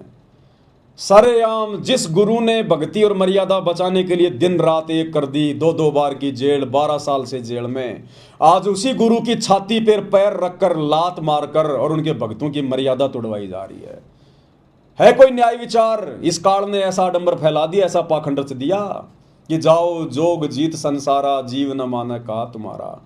आज इतना उल्टा ज्ञान में रंग दिया इन आश्रम वालों को इस काल ने, अपने ही गुरु के वचनों को संगत भूल गई और गुरु की उल्टी बदनामी करवा रही है। निरंजन धन तेरा दरबार, जहां तनिक ना न्याय विचार। वैश्या ओडे मुल मुल खासा, गले मोतियों के हार। जो पाखंडी हैं, आडंबर को बढ़ावा देने वाले हैं, झूठे हैं, फरेबी हैं, काल प्रेरित हैं, वो तो मौज कर रहे हैं संगत के ज्योति पाठ और दान पर। काल के पक्ष में खड़े होकर गुरु की बदनामी करवा रहे हैं। तो कहते हैं इस काल के लोक में वैश्या ओढ़े मूल मूल खासा, गल मोतियों के हार, पतिव्रता को मिले न खादी, वो सूखा निरस आहार, निरंजन धन तेरा दरबार, निरंजन धन तेरा दरबार, जहां पर तनिक न न्याय विचार। संगत में तनिक भी न्याय विचार नहीं है, कॉमन सेंस भी मर चुकी है आश्रमों से जुड़ी हुई संगत की। भाई पाखंडी की पूजा जग में संत को कहें लबाड़। इन आश्रमों में इन पाखंडियों की पूजा हो रही है, मैनेजमेंट वालों की, गुरुजी के बेटा बेटी भाई बंधु रिश्तेदारों की। अरे इन मैनेजमेंट वालों के गुरुजी के ज्ञान विरुद्ध आदेशों को सत्य मानकर और तुरंत थैला उठा के दौड़ लेना इनकी पूजा करने में आता है। गुरु को तजे भजे जो आना, ता पशुओं को फोकट ज्ञाना।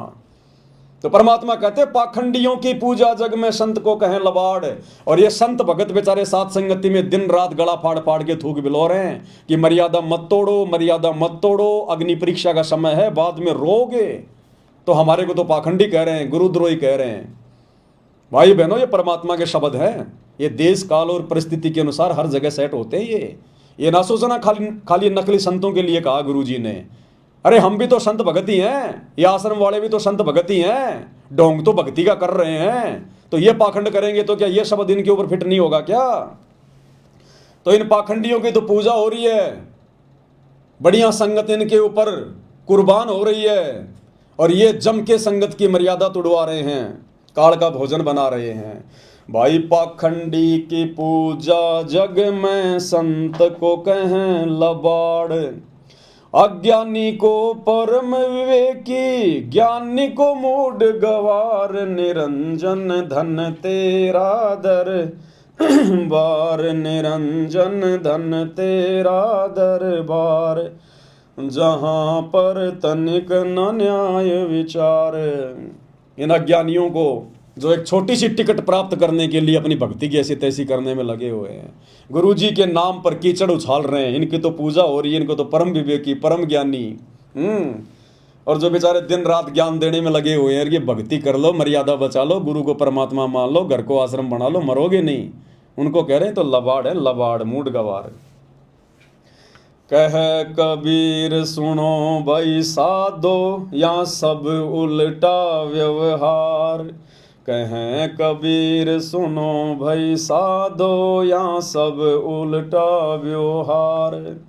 साचों को तो झूठा बतावें, इन झूठों का एतबार, निरंजन धन तेरा दरबार, निरंजन धन तेरा। परमात्मा कहते हैं हे ज्योति निरंजन, धन है तेरा 21 ब्रह्मांड, तेरा ये दरबार। तूने ऐसी भांग पिला दी इन लोगों को, मेरे भक्तों को भी नहीं छोड़ा तूने, मेरे भक्तों को भी तूने अनतोली भांग पिला दी। 30 साल से मैंने दिन रात एक कर दी, गला फड़वा लिया, उनके लिए जेल में जाके बैठ गया, लेकिन मेरे से ज्यादा तेरी बातों को महत्व दे रहे हैं। मैंने कहा कि भक्तों का राजनीति से कोई लेन देन नहीं, हमने किसी की जयंती नहीं मनानी है, आंखों पर काली पट्टी बांध के नहीं चलना, देखा देखी में नहीं चलना। कहे कबीर सोई जन मेरा, जो नीर खीर का करे निबेरा। तो परमात्मा सोच रहे हैं कि नालायकों, मेरी तो एक भी बात नहीं मान रही है, मेरे भगत होकर, और काल तेरी सारी बातें मान रहे हैं। एक छोटा सा विधायक बनने के लिए, एक छोटी सी टिकट प्राप्त करने के लिए राजनेताओं के तलवे चाटने में लगे हुए हैं। बताओ भाई और बहनों, ये कैसे त्रिकुटी की परीक्षा में पास होंगे? अरे जब यहां पर ये लोग एक छोटी सी टिकट प्राप्त करने के लिए राजनेताओं के तलवे चाट सकते हैं, तो त्रिकुटी पर अगर काल ने इनको अगर विष्णु का पद देने का लालच दे दिया, ब्रह्मा जी का पद देने का लालच दे दिया, तो ये आगे सरकेंगे क्या? ये तो वही घुटने टेक के बैठ जाएंगे, बस जी हमें तो यही चाहिए था। जो यहां एक छोटी सी टिकट के लिए मर रहे हैं, देख लेना ये चुनाव लड़ेंगे भाई और बहनों। ये नेतागिरी इसीलिए हो रही है, सफेद कपड़े पहन पहन के। ये गौशालाओं में दान देना, धर्मशालाएं बनवाना, जा जा के गरीबों को भोजन बांटना, फालतू में। वो गरीब नहीं है। दास आने वाले समय में आपको वीडियो दिखाएगा, जिस घर में ये भोजन देने गए ना, उस घर में टाइल लगी हुई है, टाइल। बेड पे सोते हैं वो, टीवी देख रहे हैं, उनके रसोई में देखना 20-20 कटोरियों, 20-20 गिलास ऐसे डिजाइन से लगाए हुए हैं। वो भिखारी है, वो गरीब है। वो जबरदस्ती आने वाले समय में वोटों की भीख मांगने के लिए कि जी हमने आपको आटा दिया था, हमें तो वोट दे ही देना। इसलिए ये लोग अपने सारी मर्यादाओं की धज्जियां उड़ा रही है। भाई और बहनों, ऐसा ही होता है जब ये परमात्मा इस लोक में आता है, ऐसा ही होता है। इसलिए तो रोते हैं गुरु जी सत्संगों में, ये परम संत इसीलिए तो सत्संगों में रोता है, यही सोच सोच के कि देखो इन गधों को अपना हित भी नहीं सूझ रहा, इनको अपना आत्म कल्याण भी दिखाई नहीं दे रहा। गधे कुत्ते बनना मंजूर, लेकिन काल की व्यवस्था से बाहर नहीं निकलेंगे। ऐसा ही होता भाई और बहनों, काल प्रेरणा ऐसी होती है। भाई जो गुरु वचन पर डट गए कट गए फंद 84 के, तो भाई गुरु वचन पर तो केवल सत्सेवक भाई बहन टिके हुए हैं। और भाई जब तक श्वास है टिके रहेंगे, गुरु का आशीर्वाद है तो टिके रहेंगे। गुरु के आशीर्वाद बिना, उनकी पावर बिना, उनकी रजा बिना हमारी भी औकात नहीं कि हम भी टिक सकें।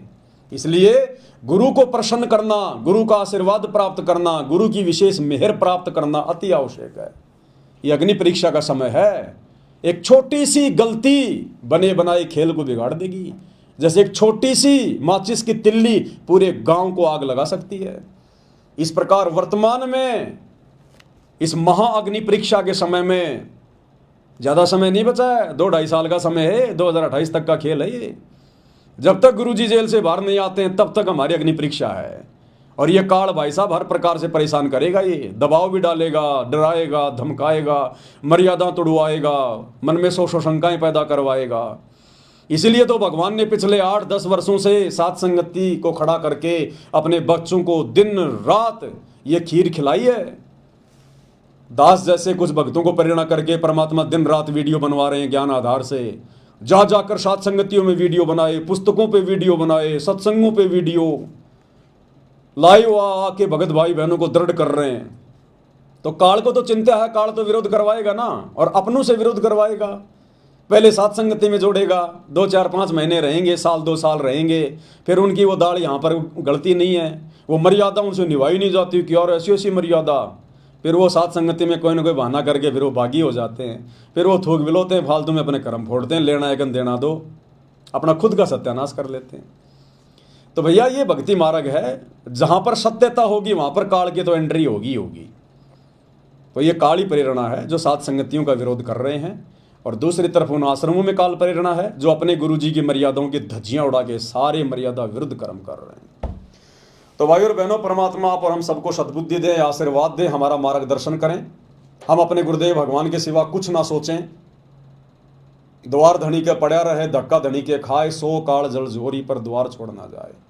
आप और हमारी अंतिम कोशिश ये होनी चाहिए कि परमेश्वर सुई के नोक जितना भी हम आपके चरणों से दूर ना हो जाएं। ये परमात्मा हम आपके भरोसे हैं, आपके आश्रय हैं परमेश्वर। हमारा अपना कुछ नहीं है, आगे पीछे दाएं बाएं ऊपर नीचे, ना हमारा कोई रिश्तेदार है, ना हमारा कोई परिवार है। हम तो रोज भगवान से कहते हैं कि सुख संपत्ति परिवार धन और सुंदर नारी हो, सपने में इच्छा नहीं करूं, गुरु आण तुम्हारी हो। केवल परमात्मा आप ही चाहिए, केवल आप ही से उम्मीद है, आप ही हमारा सहारा हो। मुझे यहां का कोई सुख नहीं चाहिए, ये परिवार भी नहीं चाहिए, झूठा परिवार, और ये धन दौलत नहीं चाहिए। सुख संपत्ति परिवार धन और सुंदर नारी हो, सपने में इच्छा नहीं करूं, गुरु आण तुम्हारी हो। तुम्हारी सौगंध है गुरु जी, तब कहीं जाकर बचेंगे। हर प्रकार से अपने आप को गुरु जी को समर्पित करके चलना पड़ेगा इस महाअग्नि परीक्षा के समय में, नहीं तो बनी बनाई बात पे पानी फेर देगा ये काल एक झटके में। तो भाई और बहनों, दृढ़ रहने की आवश्यकता है परमात्मा पे विश्वास करके। तो गुरुदेव भगवान के आशीर्वाद से आज के वीडियो में केवल इतना ही, फिर परमात्मा प्रेरणा करेंगे, दास उनका नौकर आपकी सेवा में हाजिर होगा। तब तक गुरुदेव भगवान हम सबको आशीर्वाद दें, आज्ञा दें, सद्बुद्धि दें, हमारा मार्गदर्शन करें। बंदी छोड़ सतगुरु रामपाल जी परमेश्वर जी की जय हो।